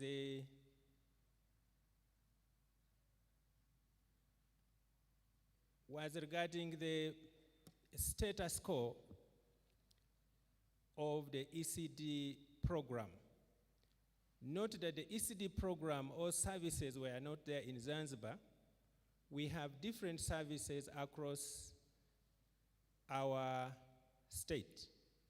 And that is, we have nutrition, we have health services, we have child care services are going on, we have early education. Everything else regarding ECD was taking place. But we still faced this enormous outcome of understanding the fact that we have a population of about 30% made up of children about 8 years or below. and a high proportion of children who are below 18. We also know that we have quite a number of policies, guidelines, and structures in place that are aligned to global and regional guidelines around child care and development. But what we lacked in essence was the organization around coordination and multi-sectoral operations. So in 2004, with the support of Dr. Kasete and his team, gladly visiting us and engaging our government, one of the things we decided together was to do the baseline and understand where we are. We realized at that time that children between the age of 0 and 3 years, about a third of the children were off track in terms of their developmental milestones. We also noted that there was a problem in terms of caregiving, whether from the mothers or from owners of baby centers, around how they look after children. The focus on children was barely around whether the child has a fever, or a child has not gone to school, or a child is not eating, is vomiting. They didn't have a deep understanding of how to look after a child, especially in terms of stimulation and following the child in terms of their development milestones. We also knew very well that enrollment in school was rising to up to 90%, but we appreciated the fact that readiness for school was not at its best. Actually, only 10% of our children between 4 and 6 years were ready for school going, based on various reasons. Previous results at end of primary 4, at end of primary 5, revealed some of the amazing facts which were not really very good for us as politicians and as leaders. And some of the challenges that we found across once the study was over was fragmentation of services, as we have heard, limited services for children below 3 years, but the lack of capacity for the workforce, caretakers, including parents themselves, to provide the required support and nurturing for children to thrive. And we also knew that ECD was not just about health education and early learning. There were other parameters or other sectors that were important, especially agriculture, water and sanitation. And one of the issues that we realized that a multi-sector approach was not something that we needed to leave behind. So that led our president, His Excellency, Dr. Hussein Mwinyi, to call for action.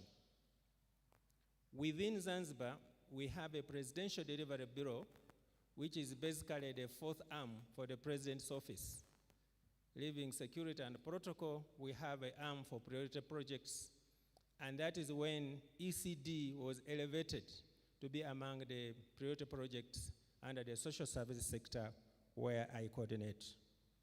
The President committed and instructed the nation to wake up to the results of the baseline and to ensure that he leaves behind a legacy of children who are going to form one of the strongest workforces for Zanzibar.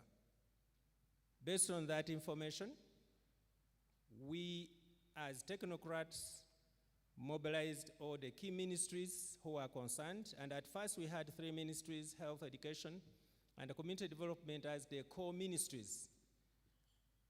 With that understanding, we mobilized all the ministers, we mobilized all development partners, we mobilized all technical people under the ministries to think through what would be the best methodology we can use to come up with a multi-sector approach, and that helps us to establish a governance structure with the ministers at the governance level top, with the steering committee, and then the technocrats who form the secretariat, and we mobilize all our development partners, NGOs who are dealing with ECD, to form the technical working group. We therefore had a 365 structure with the steering committee of ministers, the secretariat for technocrats across 3 ministries, and all our development partners, with the dedication to establish a multi-sector program which is going to encompass and address all the issues that have been addressed, with a vision of ensuring that we have all our children in a good shape to ensure sustained prosperity of Zanzibar. And we developed a program which is now a 5-year program looking at those 4 pillars. I'm sure all of you are well versed with the pillars of the nurturing care framework. We have to integrate the services to strengthen the system that supports the workforce, to ensure policies and guidelines that support ECD program are aligning with the needs that we had identified, that to ensure that communities, families are part of the entire program of the multi-sector collaboration. With our leadership and the governance structures in place, we looked at strategy, we looked at coordination, we looked at implementation, but very importantly, looked at local government coordination to ensure proper implementation of services at household and community level. We tried as much as possible to bring in other sectors on realization that only 3 ministries would not support the multi-sector program to completion. For example, the nutrition and feeding policy was under the Ministry of Agriculture. So we had to embed them in the steering committee of ministries. We looked at the Ministry of Finance as the key people who usually allocate resources. We had to embed them into the structure, and we began planning how implementation was going to be made. Around this time, members of the steering committee sat and opted to request the First Lady to be the champion for the ECD program. And in July, we had the opportunity of getting her on board as the matron and the champion for the ECD program in Zanzibar. She is now leading the ECD social behavioral change campaign for Zanzibar as a champion. As part of the social behavioral campaign, based on what we found, some of the facts that I have not mentioned yet is around how people perceive early childhood development, how mothers and fathers are nurturing their children towards stimulating them to grow in a safe and protected environment, and some of the community or cultural norms that do not promote children in terms of their development. So one of the things we realized was quickly engaging communities, engaging households, engaging parents, religious leaders to join the movement for a well-nurtured, well-cared-for child for Zanzibar.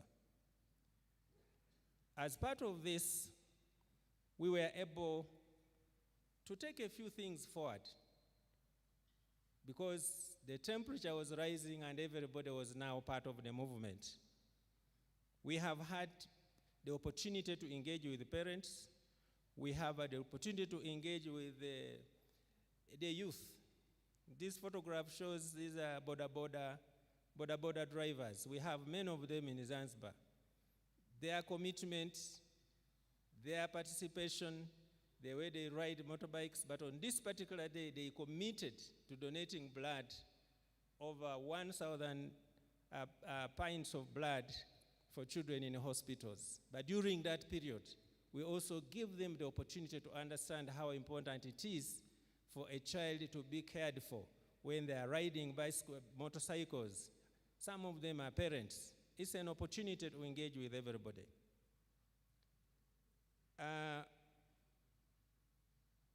We went ahead and looked at how our children are being looked after, especially at community level. With the support of the Ministry of Education, we managed to map out 400 units or 400 centers within the community. Good enough, within Zanzibar, communities had already started putting up some kind of structures that help to look after children. We assessed those structures, and the Ministry of Education came up with standard sketches on what a community-based structure could be. And we are glad that the Ministry of Education is working on a program of having all of them upgraded to meet the standards for looking after these children and stimulating them in early education. Through this program, we also trained community health workers to integrate the component for early childhood development as an entry point to have a kind of service provision arm that reaches the mother and the father at home. With them, we provided them with the digital devices to get the data on board so that we could understand best how children are being looked after. We have tried over this period of time to ensure that we have 3 things up to now that we are holding on as our key achievements over the last 2 years or so. 1, we have a 5-year multi-sectoral ECD plan, which we are going to launch during the week of the African Child very soon. It's fully costed, going to cost us approximately 1.5 million shillings per year to deliver it, but we are committed to do it. We have segregated out of the 2 years, come up with a 2-year priority plan to push us forward. And last week we happened to be in Rwanda. We now understand how my sister Assumpta is trying to help us come up with a budgeting toolkit that is going to help us analyze how things are happening. We are trying to make sure we exact our investment based on our priorities.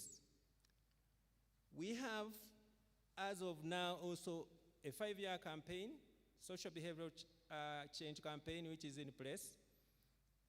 And in June as well, we are going to launch what we call the Zanzibar City Mayor's Safe Children Zone.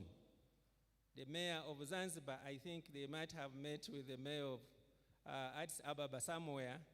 I think they are beginning to infect each other in good faith. He's launching his own program in June, so you are all welcome. During the same period, we have decided to make it a national day for all interest parties, especially at community level, to meet and dialogue around the issue of child upbringing, child safety, nutrition, and stuff. So we've been privileged to be able to work out a process that helps Zanzibar to be able to learn, but to be able to be proactive to develop our own homemade solutions. Because we are an island, we will learn a lot from other countries, but we have to position ourselves as an island to ensure that our children are adapted to what we are doing. 3 lessons so far. 1,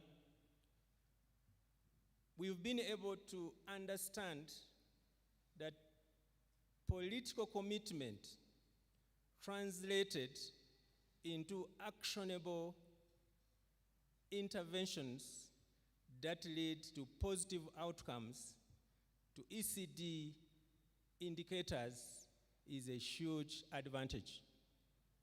As a coordinator for this program, it has been quite easy because I'm being backed up by my president to make things move. And everybody is now focusing on how are we going to get the president's vision working. So I'm insisting on political commitment that can translate into actionable interventions that lead to positive outcomes, because more often than not, politicians do mention things, commit themselves to things, even commit budgets, which never translate into reality. The second issue that we have learned over time, coordination, integration, and a multi-sectoral planning gives you the opportunity to leverage resources across board, learn together, and work together. You may have a lot of resources, but without proper coordination in a multi-sector spirit, the resources will not be enough.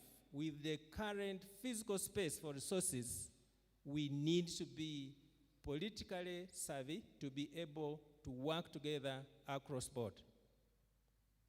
The last issue that we have learned over time is the fact that you can make the best use of development partners if you work with them closely. For the Zanzibar case, the development of the multi-sector plan was developed closely with all key stakeholders, including UNICEF, WHO, Save the Children, Millennium Foundation, and others, 7 of them also. And there is no way they are going to implement or finance any other activity outside this plan because they are part of it. More often than not, if you are not organized, resources will be duplicated. Without further ado, I would like to welcome you to Zanzibar. Our president has a saying, welcome to Zanzibar, yajayo yanafurahisha. Welcome to Zanzibar, the future is a hope of happiness. And that is because we hope our children are going to look after us in the best way possible in the future. Asanteni sana.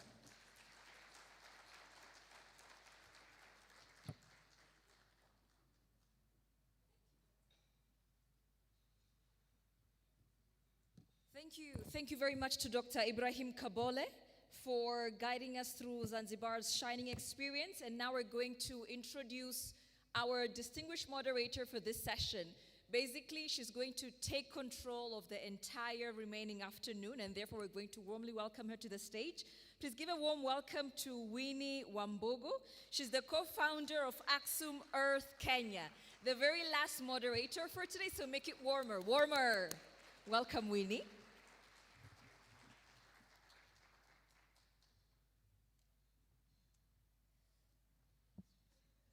Thank you, MC. And in case no one has told you, you're doing a fabulous job. Kept the energy high. You've done good. You've done good. Princess, I think I speak on behalf of everyone when I say we are privileged to be in the company of royalty. So I was at least very thrilled to be in the company of a princess. I've never been. But on a serious note, I have a healthy respect for the history of this country. Fun fact, when we were looking for a name for my organization, we looked at inspiring stories in Africa, and we landed on the Aksum civilization. For those of you who don't know, it's mind-boggling history that I wish was told to all of our children in this continent. Back in the day, this is 100 AD, back those days, these guys they minted their own money. They developed their own scripts and were toe-to-toe with the Roman Empire, the Persian Empire, and the Chinese. I mean, how awesome is that? So we obviously named our company Aksum. And then finally, I think to the city of Addis. I was last here 8 years ago, and it is phenomenal, the changes that have occurred night and day. You are, I think, a great example of how African cities should be developing, and to the mayor and her team, absolutely fantastic work. I was one of those who left my phone here at lunchtime and was in serious panic. And eventually I was led to the security office, and they had my phone ready. Now, I won't mention examples of countries where that would have been a very different story. I know somewhere in minutes that phone would have been downtown already with a different owner. So thank you for your integrity, the security of Addis. So without further ado, Dr. Ibrahim Kabola, thank you for the presentation. I'll ask you to please have a seat. You've been introduced. And thank you for keeping it brief. So allow me to introduce the other presenters. The panelists. We'll start with Dr. Widad Slemming, who's the Director of Children's Institute, University of Cape Town, South Africa. Karibu sana, that means welcome. And then Mr. Hudi Tilahun Bogale, Deputy Executive Director, Oromia Development Association, Ethiopia. Welcome. And finally, Dr. Mbwarali Kame, and I feel so bad massacring your name because you're from my country. My apologies. From the Mombasa County, he's the Executive Committee Member for Education, Kenya. Karibu sir. So we'll make this very interactive. We'll try and keep it brief because it's been a long day. So we'll start with you, Dr. Widad Slemming. Now, taking a leap from what was presented on Zanzibar, I know you've done work, important work influencing policy and priorities for ECD. So maybe in 5 minutes, if you could tell us a little about your work and, in terms of the areas that, mimic what Zanzibar has done and some of the things that have come up for you. We will show the slides, but 5 minutes. Yeah, so slides, please. Sure.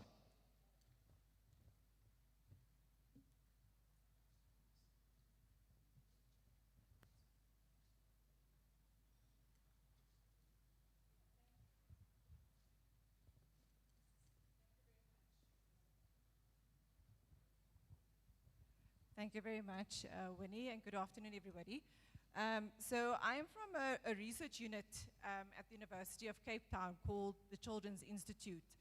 So we don't conduct surveys, but we have over 25 years of experience of working with nationally representative, administrative, and survey data, and translating that for different target audiences to be used in different ways. I'm going to show you one of those ways. So we have an interactive website called Children Count.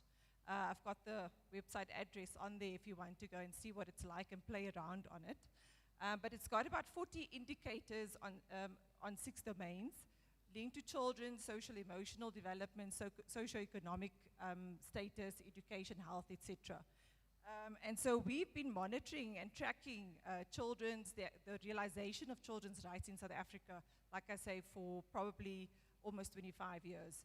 So what we do is we take that data from these different surveys or administrative data, like I said, from demographic, the District Health Information System, the EMIS system, somebody talked about today, the Education Management Information System, etc. And we try and make sense of that. So we monitor that and then translate that for people. So you can see here, there's some graphs here, but also the most important thing that people go to and find when they go on this website is the narrative. Because somebody's taken the time to actually make sense of that data for you and explain what you're seeing. We then synthesize that data and publish it in different ways. And so this is an example of another one of those ways. We put them in government reports that are commissioned. We also have our own publications called the South African Child Gauge that's usually themed. And so the last 2 are pictured there. One was on early childhood development in 2024, and then last year it was on violence. And so part of that is also providing a summary of what has been happening for children, not young children alone, but children across the board during that time period related to all those different indicators. And we've had 16 editions of the Child Gauge, the 17th one to follow this year. what we do with the children count data is also to take a subset of that data and for children under the age of 6. And we produce something called the Early Childhood Review, which we produce in partnership with government and civil society colleagues, who some of them are in the room. And we bring that out biennially, where we then look what's happening for children, particularly related to early childhood development and the youngest groups of children in our society. Great. Thank you for that. A big hand. So over to you, Mr. Bogole. You come from the civil society world, partnering with government, obviously, but you must have a very different lens because your world is about awareness and things like that. So maybe talk about a little bit about your work in 5 minutes, just for us to have an inkling into how things are going on the civil society world. Okay. Thank you very much. I'm Hunde Talaun from Oromia Development Association. It is my pleasure to represent a civil society, a local civil society organization. Oromia Development Association is a community-based organization, and especially we share with Zanzibar context in youth demographic issues. We do have large number of youth population, but the population has, the youth population has been multi-dimensional child deprivation, especially in early childhood care. Specifically, the gross net enrollment ratio of child enrollment is 16.4%, very minimal number. Specifically, we are been working in rural setting of the region. Oromia region is a very largest region in terms of land mass and population. It entertains the agrarian and the pastoralist communities. So there are a number of vulnerability issues in the region. There is a prolonged drought and conflict. So this significantly hinder the child education service and the holistic child development. One thing we have been sharing with Zanzibar is the political commitment, as we have seen earlier in the morning session, and deliberate attention in child development. We do have also shared some aspects, especially in ECD campaign. We do have the same campaign in Oromia, that is Bu'ura Boru initiative, which is actually government initiative that the organization Oromia Development Association also shares. In this case, we have contributed a lot for the region. So we have mobilized quite a number of communities. We do have members around 8 million, and we mobilized also over 300 volunteers working at grassroots level. This public mobilization and resource mobilization at grassroots level help us to invest more in childhood investment. We have been established in our Bu'ura Boru initiative about 375 pre-primary school with all teaching and learning materials, child-friendly teaching and learning materials. And this has been also rolled out across all the zones and the waradas of Oromia. So our contribution for the government is quite significant. We have been also intervening in education in emergency setting with other international and UN organizations. Therefore, we have been impacted the childhood development of the region and contributed for the nation as well. Thank you very much. Yeah, thank you. Community mobilization, always an important lever when talking about ECD. So, Daktari, finally to you. Mombasa County, You have done baseline data in promoting ECD, and I know a lot is happening in that area. Yes, so maybe very briefly, talk about what your county is doing in this area. First of all, thank you so much, Madam Winnie and the rest of the team. It's the third time I'm meeting my team from Center of Excellence in ECD in Addis Ababa. And I remember very well the team also visited Mombasa County last 2 months. Concerning the paper presented by my brother, Dr. Ibrahim, I was telling myself Addis Ababa is ahead of us. But now I can see even Zanzibar is ahead of Mombasa County. It does not mean Mombasa County is doing nothing. What I can recall through the word from His Excellency, the Governor of Mombasa, who visited also daycare centers here in Addis Ababa to see what is happening, he declared also Mombasa County to have daycare centers for us to imagine about what is happening to 0 to 3. Concerning Mombasa County, we acted very fast. We came up with a policy, or let me say with a bill, and we created that bill. It passed through the subcommittee. It went also to the cabinet, and now it's at the level of county assembly, and I'm very sure anytime soon they are going to pass that bill. We call it Child Care Bill 2026.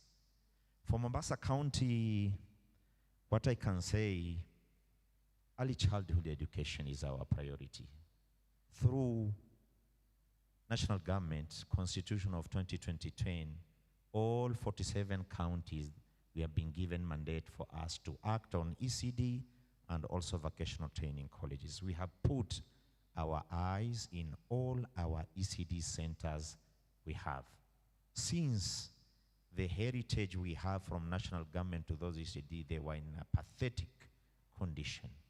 But now, since the coming of the CS, Honorable Hassan Ali Joho, after that, coming in of His Excellency Governor Abdul Samad Sharif Nasir, we have done a lot through the campaign for us to make sure no child left behind.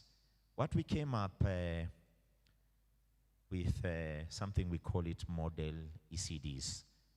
I remember very well last 2 days we were opening Majaoni ECD, and His Excellency Governor Abdul Samad Sharif Nasir declared in that meeting that model ECD, which has 6 classes plus library, kitchen, enough toilets, 2 classes to be converted to be daycare centers. And Mombasa County, we have taken a chance for us through the initiative from Big Win team, who they visited us, for us to have a database survey. And they have already identified Professor Amina to work with Mombasa County. At least if we have baseline survey, we can now work very hard and we can come up with something. Yeah. Thank you. Thank you, and we'll be talking to Professor Amina after this, so that's an excellent segue. But maybe finally, one last question to you on the community interventions. I'm curious to know the challenges you've experienced working with communities and how that looks like. Yeah. I think it is me. Okay, there are a number of challenges actually. One of the critical challenges is unmet need within this broad context of settings and within the agrarian and the pastoralist communities due to limited resources. So even though there is a high commitment by the government and even by the organization, there is a high level of resource constraint. The other challenge is less coordination. There is fragmented efforts among key stakeholders. So that is a critical challenge we have been experiencing. The other critical challenge we have to share for the audience is the vulnerability issues. due to prolonged droughts and the uncertainty of the climate change, flooding, earthquake, landslide, and so on. This critically affect our operation and the fate of childhood. The other one is the lingering internal conflicts here and there, the east and the west and everywhere, almost in the region.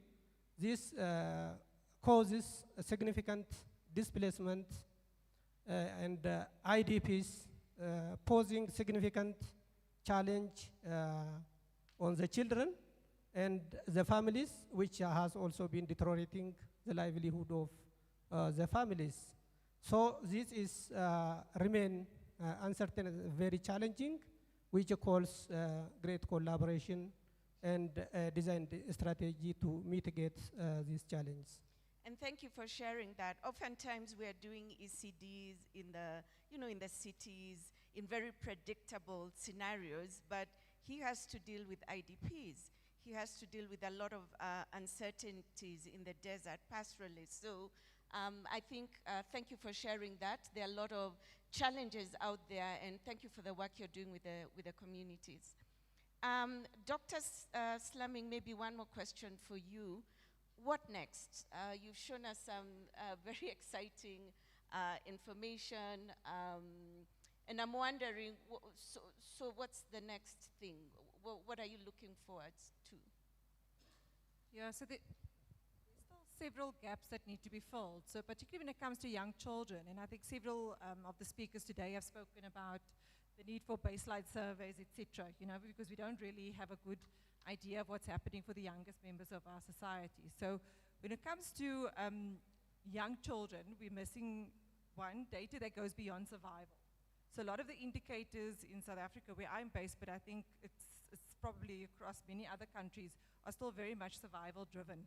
And so we don't really have a good sense of what's happening around child development in that age group. And also some of the other things. We talk about responsive care, but how do you measure that? How do you monitor that? How do you know that parent coaches are making a difference, etc.? So there's a lot of things that I think as a collective we need to start still thinking through and making sure that you have fit-for-purpose indicators that you can monitor and track over time. And then disability has been brought up several times, and I think that's another area where we're still quite lacking generally, but also when we're coming to, again, the youngest children. Another point I want to make is, in coming from a context like South Africa where violence is pervasive, we are still struggling with trying to find good violence indicators, particularly related to young children. So I think there's a lot of what next and next steps that need to be happening. But the point I think that I was trying to make is that we don't necessarily conduct surveys, but we work with government, we work with civil society on making sure that those things can happen consistently, that you don't just do a survey and then you lose the focus on what's going to happen next. That's a continuous story. And monitoring what's happening for children is a continuous story. Yeah. It's not something that a survey is going to fix. So these are things that we should be doing as a collective. And so the next steps is not just about surveys, but what do we do with that data and how do you change that and transform and apply some of those things in practice? Yeah, I like that. It's a continuous story. It's about connecting the dots and seeing where the data tell you what's the impact, what are the stories coming out of the data. So Dr. Kabole, Dr. Kame said that he admires what Zanzibar has done, and we've had a similar sort of listening to all the stories. I think Ilifa Labatwana had some amazing statistics, the city of Addis. I'm curious what your takeaway is from a lot of these presentations from your fellow panelists. One key takeaway from today. Thank you very much. One may not be the right word, but I think what should I say? It's a coordination and working together. I think they go hand in hand. With the current resource restrictions and all of a sudden development aid is going downhill, we need to be better organized in coordinating our resources at home. And I think despite the fact that Mombasa is struggling, but I think struggling definitely is the first step towards it. Nobody is doing it right yet. We are all struggling. But I think working together and understanding that our only survival as nations, as families, as the continent of Africa lies within our children. We have had a very difficult past for some of us. We've been raised in situations whereby we've survived almost by chance. Having gone through that and now understanding the different approaches you can bring up a child to be able to survive and thrive in a changing environment, I think it's high time we coordinated well, not only at country level, but in such sessions like where we are here, we need to coordinate our front as the African continent. Our presidents will definitely be the most important persons to transform. If we have to transform them, those are the people on whom the nurturing care framework should be applied first, because most of them grew up without that support. It will take a long time for them to appreciate the fact that a child brought up well will make a good workforce. The type of parliamentarians we take to the assembly to deliberate our development should be that child who we develop today.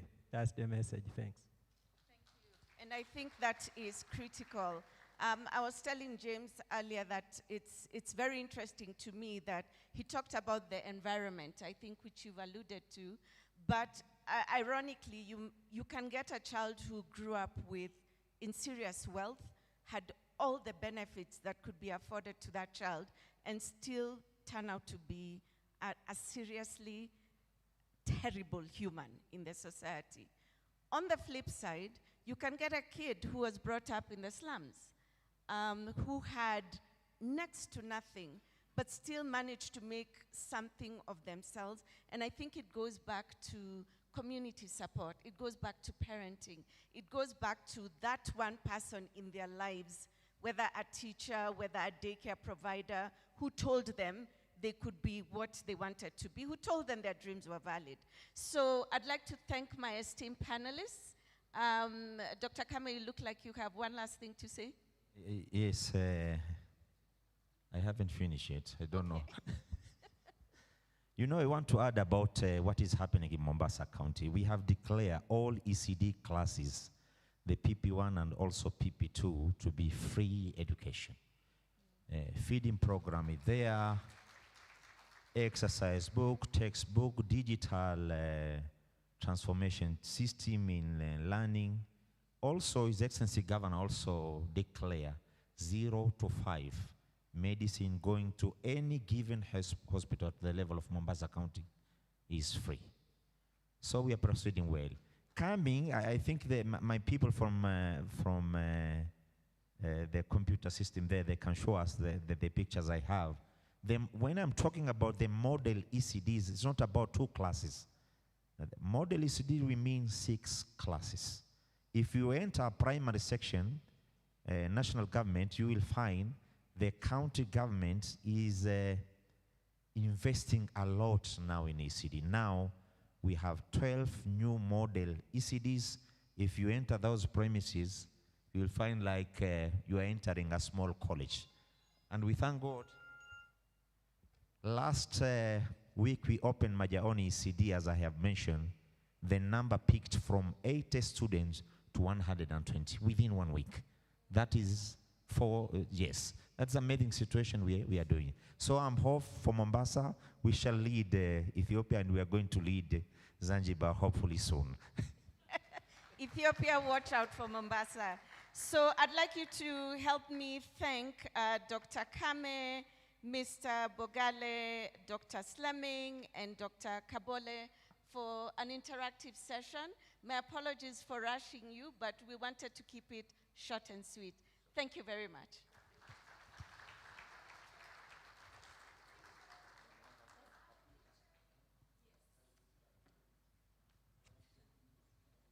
Could you introduce?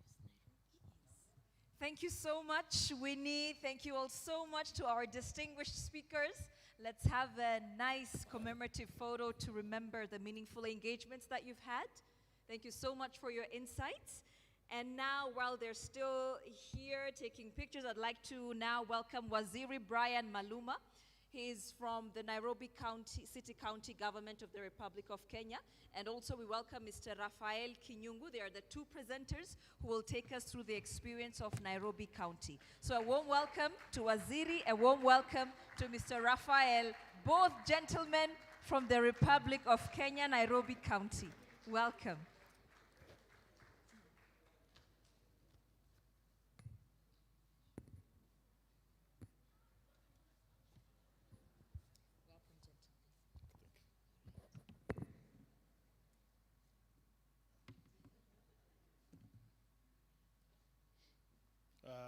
Thank you so much. Distinguished guests, partners, ladies and gentlemen, my name is Brian Mulama, not Muluma. I'm the Nairobi County Minister in charge of education. I want to bring greetings from Governor Arthur Johnson Sakaja, the governor of the Nairobi City County Government. As Nairobi County, we believe that a true measure of a city is not in the heights of a building, but how well we nurture our youngest citizens. Today, we've been talking about a lot of infrastructure in Nairobi, in Addis, in Jijiga, but we are here just to talk about the future of our children. Through our government feeding program, where we are feeding more than 250,000 children in Nairobi, thousands of children in our ECD centers are now able to learn with dignity because, as we all know, in Africa, a hungry child cannot concentrate unless the lesson is just about food. We have also strengthened partnership with organizations such as Big Win Philanthropy. We've worked with them. I want to appreciate them because they have really been supportive, and other development partners who've come to support us in terms of our interventions, care support, nutrition, and quality learning environment for our children. Our baseline study helped us confront uncomfortable realities that too many children are still developmentally off track, especially in our informal settlement. But also, it gave us something meaningful, a direction. Ladies and gentlemen, Africa is the youngest continent in the world. If we fail our children in the early years, we risk failing the future of Africa itself. ECD should be therefore not be treated as charity. It should not be a side project. It must be a national building. Africa cannot industrialize, it cannot innovate, it cannot compete globally while neglecting the development foundations of its youngest citizens. I therefore want to encourage all the leaders who are here from different cities and government that we've gathered today here in Addis Ababa, but I want to make a commitment that we must be intentional when it comes to our early childhood development.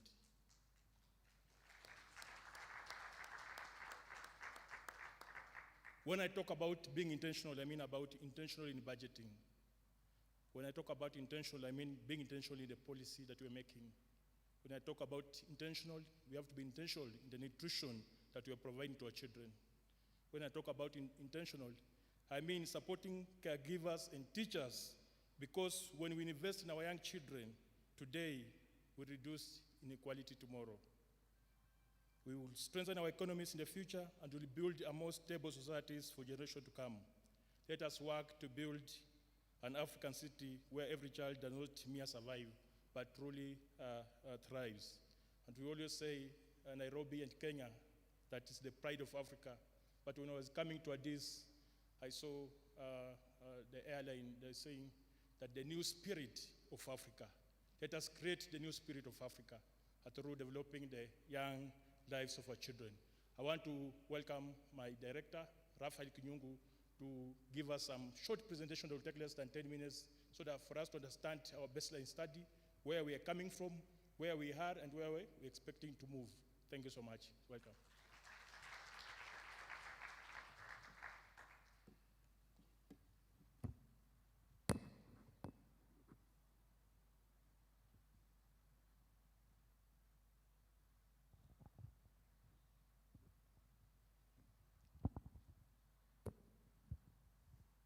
Thank you very much. Thank you very much, our County Executive Committee member, Mr. Brian Mulama, all the guests and the delegates. Good afternoon, good evening. It is an evening. I know we have been seated for a long time. I will try to be quite brief. First, I want to comment all the efforts that have been made in Zanzibar, in Addis Ababa. I think it's a good challenge to all the cities to do a lot of work for children. I'm presenting using evidence and data to make decisions about policy and implementation strategy. And I want to give a case study of Nairobi County, which is the capital city of Kenya.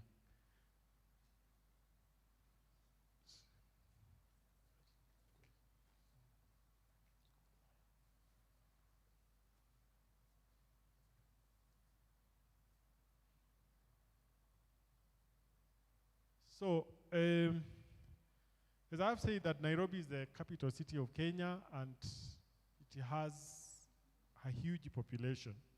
We are talking about 4 million, and it is growing pretty fast. We estimate the growth to be 4% annually. So the county government and the leadership of the governor, the photo is given here, underscored has a very ambitious program. And this one is to ensure that all children under 6 are developmentally on track. And the mantra is that we want all children, Nairobi to be the city where children thrive. So with our commitment to deliver an integrated multi-sectoral early childhood program, the initiative leverages on existing systems to deliver strategic interventions that would ensure all children in Nairobi develop to their potential.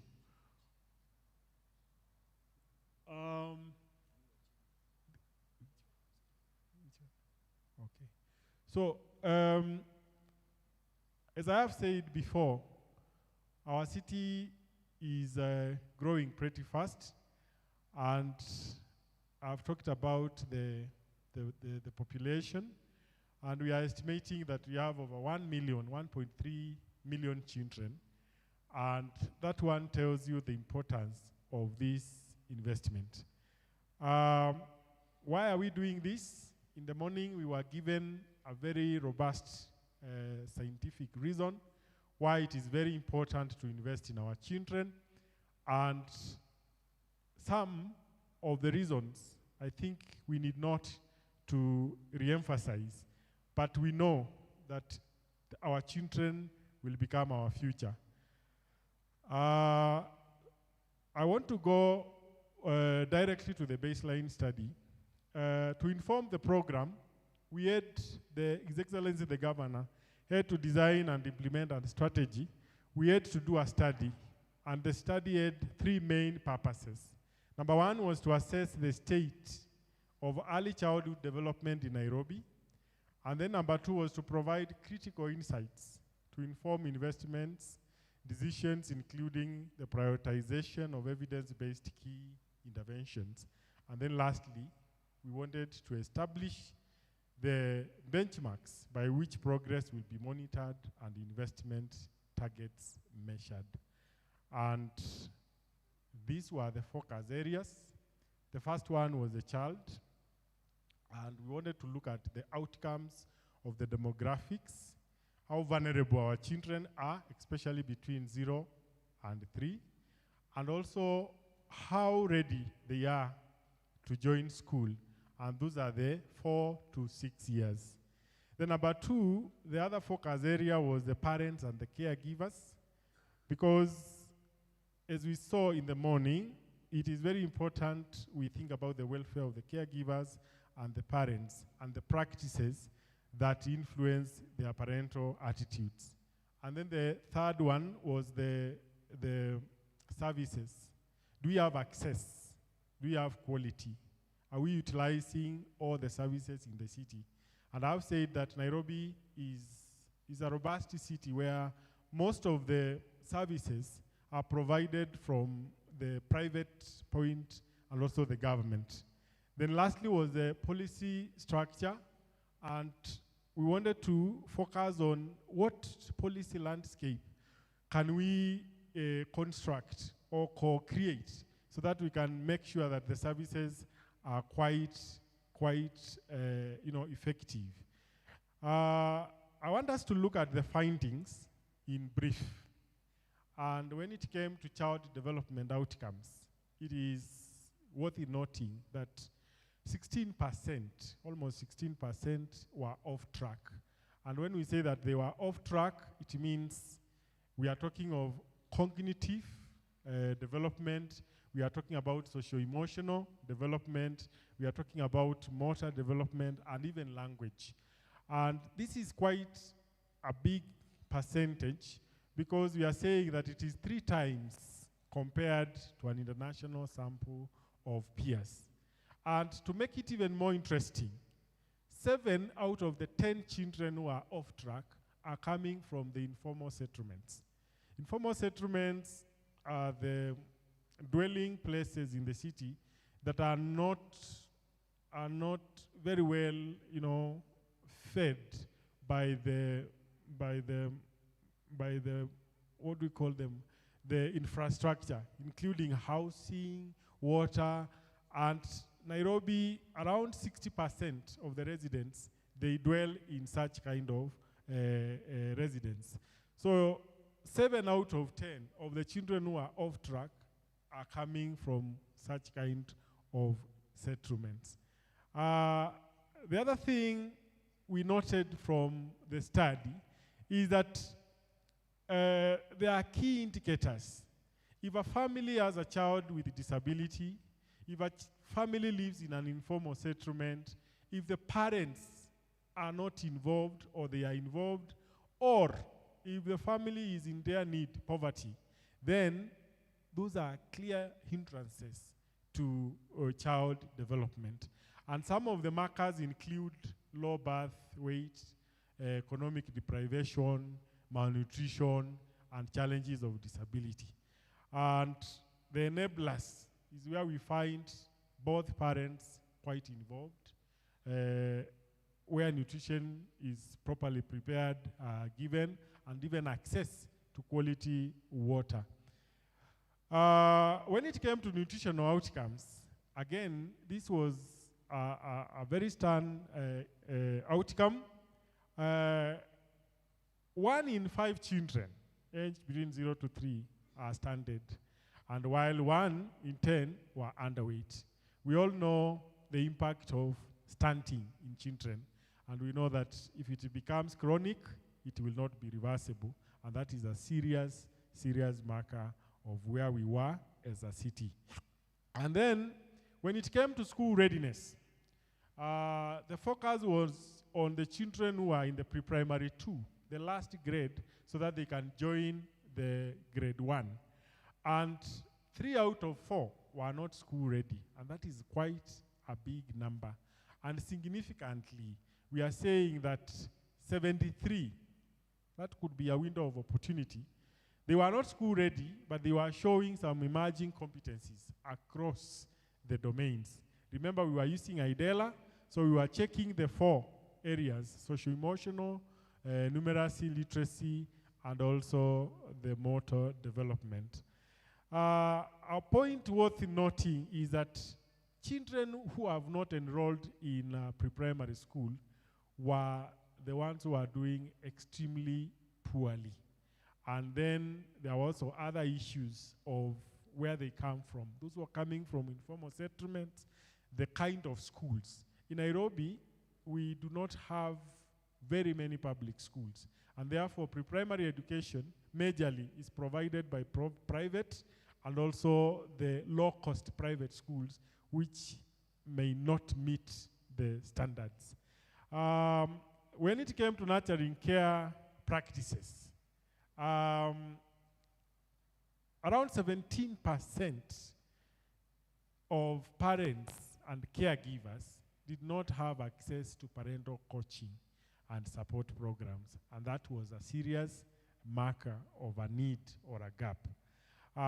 When it came to caregiver well-being, because this is a very critical part, most of the caregivers were experiencing, that is 14%, they were showing depressive symptoms, and nearly 1 in 10 were showing anxiety symptoms. And we all know that the quality, the socio-emotional quality of the parent or the caregiver will have ramifications to the children who are being taken care of. So that is also another serious gap that we noted. And then we now thought of the policy landscape, and the gaps that were clearly identified, number one was resource challenges, and that one meant resources are there, but most of the time they are spread thin, or there is duplication, or there is not enough. Then number two, there was financing mechanism, then there was also the regulatory framework, and the coordination and dissemination. Thank you. But the notable success, which was noted even by the respondents, was the school feeding program, which our leader has just talked about, and they did say that it is a game changer in their lives. Remember, Nairobi County is feeding all children from pre-primary to junior secondary, which is almost 16 years, between year 4 or 3 to 16 years. Then these are the policy recommendations that came. Number one, in nutrition, we need to prioritize access to adequate nutrition of children. And I think that is an area that we are excelling. Then there is parent coaching. We need to enhance capacity to provide nurturing care and improve their mental well-being. Then access, we need to expand, particularly in the public sector, so that parents can take their children to private schools on their volition and not because they cannot find access. Then workforce capacity, there is need to do a lot of capacity strengthening for all the ECD workforce. Then child care standards, we need to have minimum standards, and that has been done. And then safety and security, we need to promote children-friendly environments that foster connections. We want to see how the program was designed, informed by that kind of the study. And number one, the first level was to promote nurturing care practices through parental coaching programs. Number two was to promote play-based learning in all our pre-primary schools. And then number three was to create opportunities for outdoor play in communal spaces. And then provision of quality and stimulating child care services. And then adequate nutrition through school feeding program. I've mentioned about that. And then all that need to be strengthened with communication strategy that provides proper messaging about the program. This is how the governance and cross-sectoral implementation has been thought about. We have a steering committee led by 3 cabinet ministers, the one in charge of health, the one in charge of education who is present here, and the one in charge of finance. Then there's a technical committee made up of senior reps from the main implementing sectors. And the implementing sectors are health, well-being and nutrition, talent, skills development and care, and then finance and economic affairs. Then there are others that are related, and we are bringing them on board, is the Department of Lands and Physical Planning, Administration, and also Public Works. Upon completion, what happened is that there was serious dissemination, and then the launch. This is the launch by His Excellency the Governor, and the aim was to have at least 95% of children under the age of 6 to be developmentally on track in health, learning, and socio-emotional well-being by 2027. What have we done so far? Number one, we have now got budgetary support increment in our finances to support ECD program. We have attracted strategic funding and technical assistance. Our leader has just talked about Big Win and other supporters that are supporting our program. We have successfully passed the child care regulations, and we are starting the implementation to make sure that all child care centers, we are not calling them daycare centers, we are calling them child care centers, they meet the minimum standards.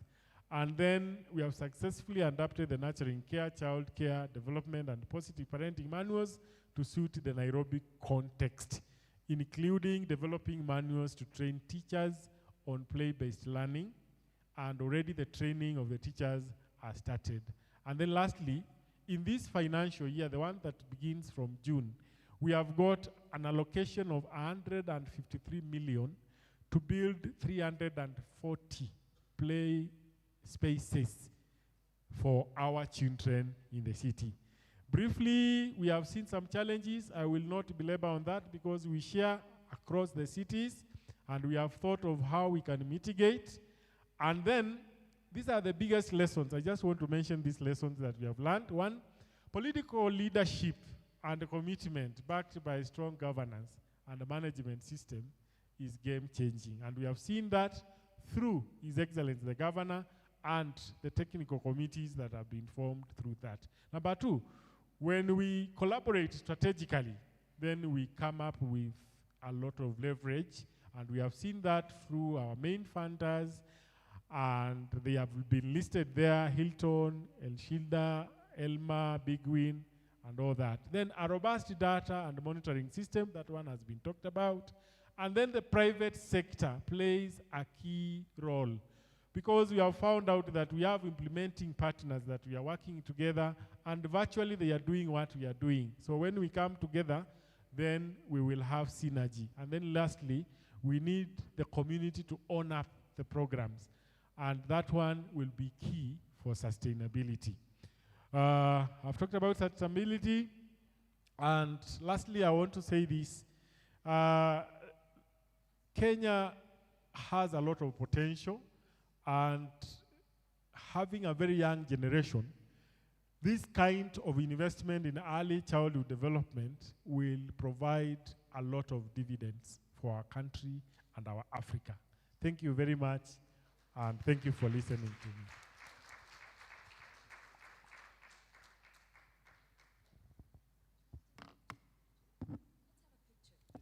I'd like to have a picture with Team Kenya. Let's have a picture quickly. Thank you very much, gentlemen, for presenting. Thank you to Wazir Brian Mulama, as well as to Mr. Rafael Kinyungu. Thank you all so much. And now we'd like to welcome back Winnie, so that we have a 20-minute conversation and we finish by the time it's 6 p.m. Let's warmly welcome back Winnie.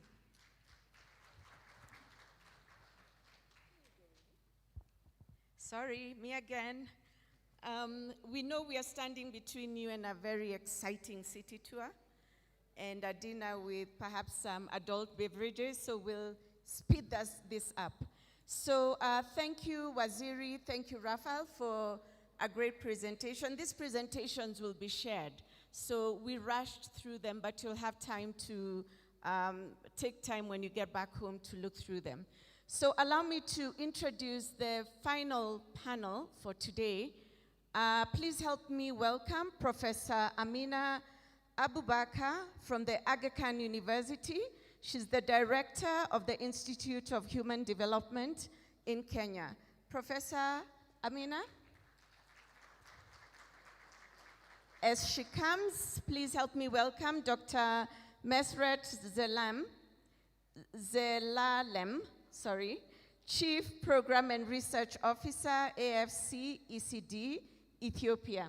Karibu. And finally, Ms. Elaine Washuka, Director of Policy and Partnerships. Elaine is popular. From Kidogo, a Kenyan organization. And I'll please have Waziri back for 5 minutes, maybe for the wrap-up question. Waziri, if you could please join the panel. Thank you. So my first question is to you, Dr. Amina. I know you conducted the baseline study. We've seen a lot of data here with some exciting statistics, but maybe talk through your research perspective on the value of both the process and the resulting data in shaping policy, because this work was always supposed to inform policy. Thank you very much.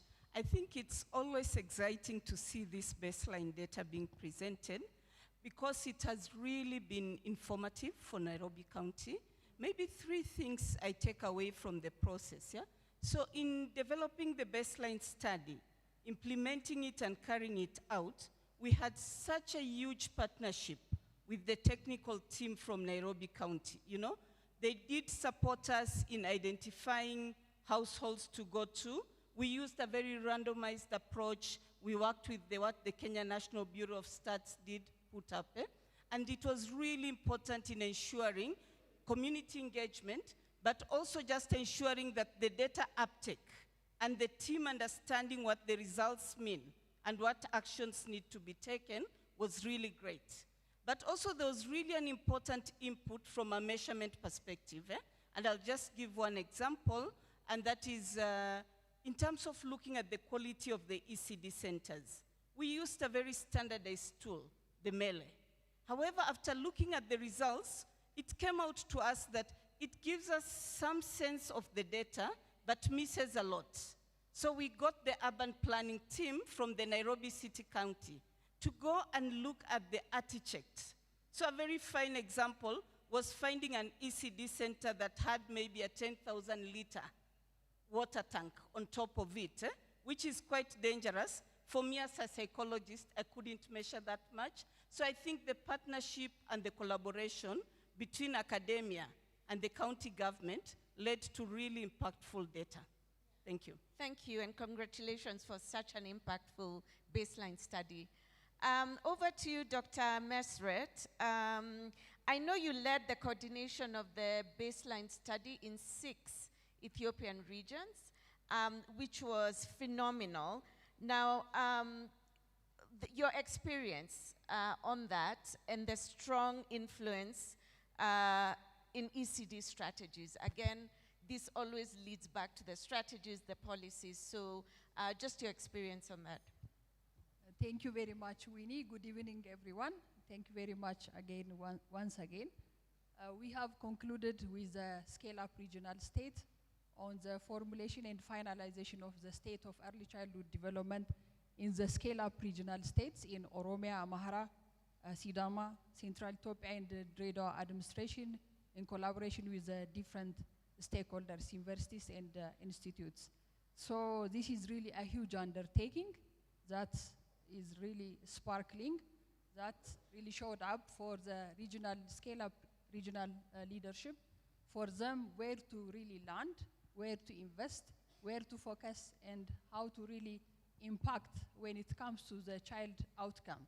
So from that, they have concluded and formulated the 5-year strategic plan roadmap in line with the Sustainable Development Goal timeline, so that this is really a huge undertaking.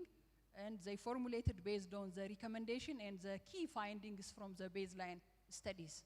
So just to highlight what was really the key findings from this 5 scale-up regional states, almost like approximately 20% of children under 3 are like, they are not in line with their development trajectories.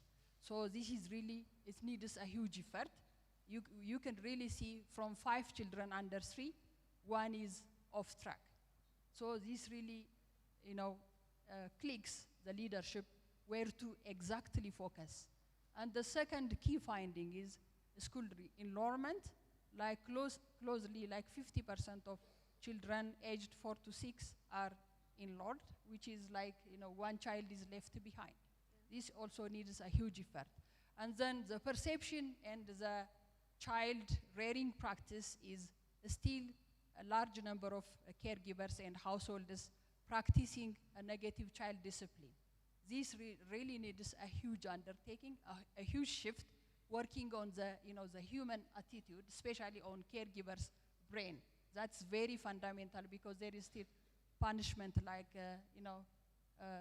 corporal punishment is happening. So for a child under 3, under 6, it shouldn't be expected, so that this is the other key finding. In the policy implementation with regard to the coordination effort, I would like to appreciate the regional leadership. They took a huge undertaking since October 2023, where Her Excellency Madam Mayor invited all the regional leadership to have a high leadership exchange.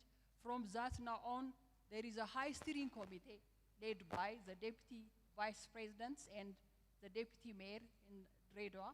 So this is a huge undertaking. There is a steering committee established, but still from the baseline study, that needs a huge implementation to the lowest authority. And the other thing, perhaps the last point that I would like to highlight, the house is under-sourced when it comes to materials which support the child development outcome by just having like readable materials and like different books, picture book, it's highly under-sourced. So this needs also a huge undertaking. So finally, I would say, based on the huge recommendation from the baseline, our center is providing a strategic technical support. We trained the frontline workers for the health extension workers, pre-primary workforce in these regional states. And also we have concluded and developed the roadmap. And finally, we are uniquely positioned to continue this strategic support. I call up for the other regional states to take a lesson from these 5 scale-up regions to have a national scale. Thank you, Winnie.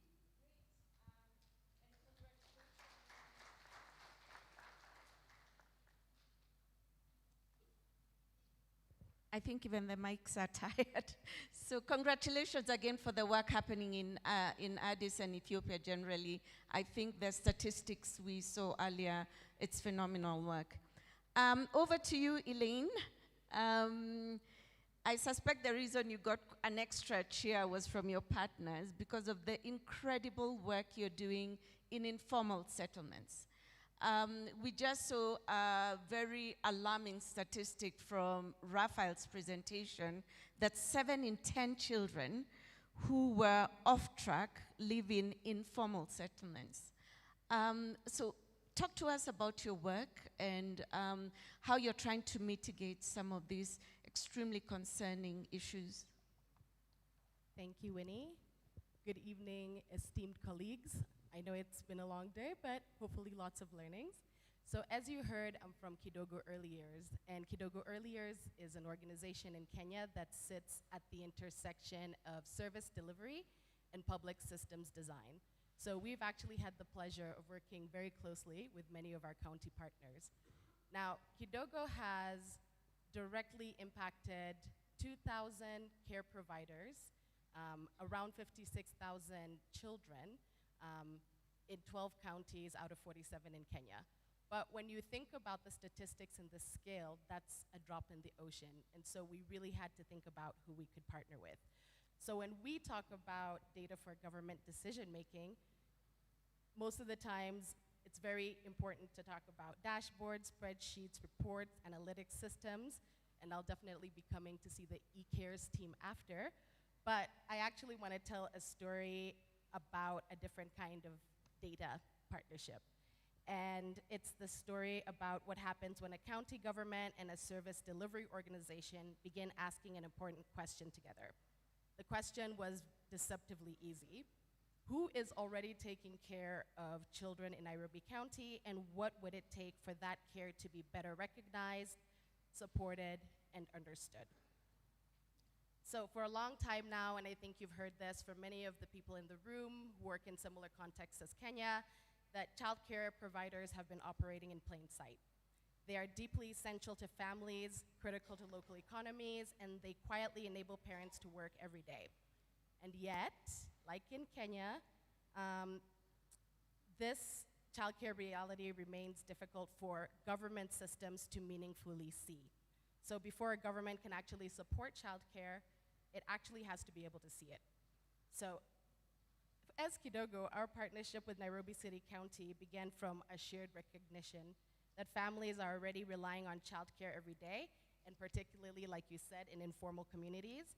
And if the county was to meaningfully engage with this reality, they first needed better visibility and understanding. And this is actually where the data story began. Perhaps not as most people think about it, but that's where it started, and it started with mapping providers. So, at first glance, and again, this is common in many countries, mapping childcare providers can look like a technical exercise. It's a list, it's a database, it's a counting exercise. But actually, what we learned with Nairobi County as Kidogo is that mapping is actually much more than that. It's actually a governance tool, which I believe was also mentioned by a few other countries in the room today. So the value was not simply in counting the childcare providers. The value was in helping make childcare visible enough for government to act on. And so, first, because it helps surface a reality that already existed, as had been said, people know that childcare providers are there, and especially in informal communities. These are not hypothetical or future numbers. These are providers that are already there, that parents rely on every single day.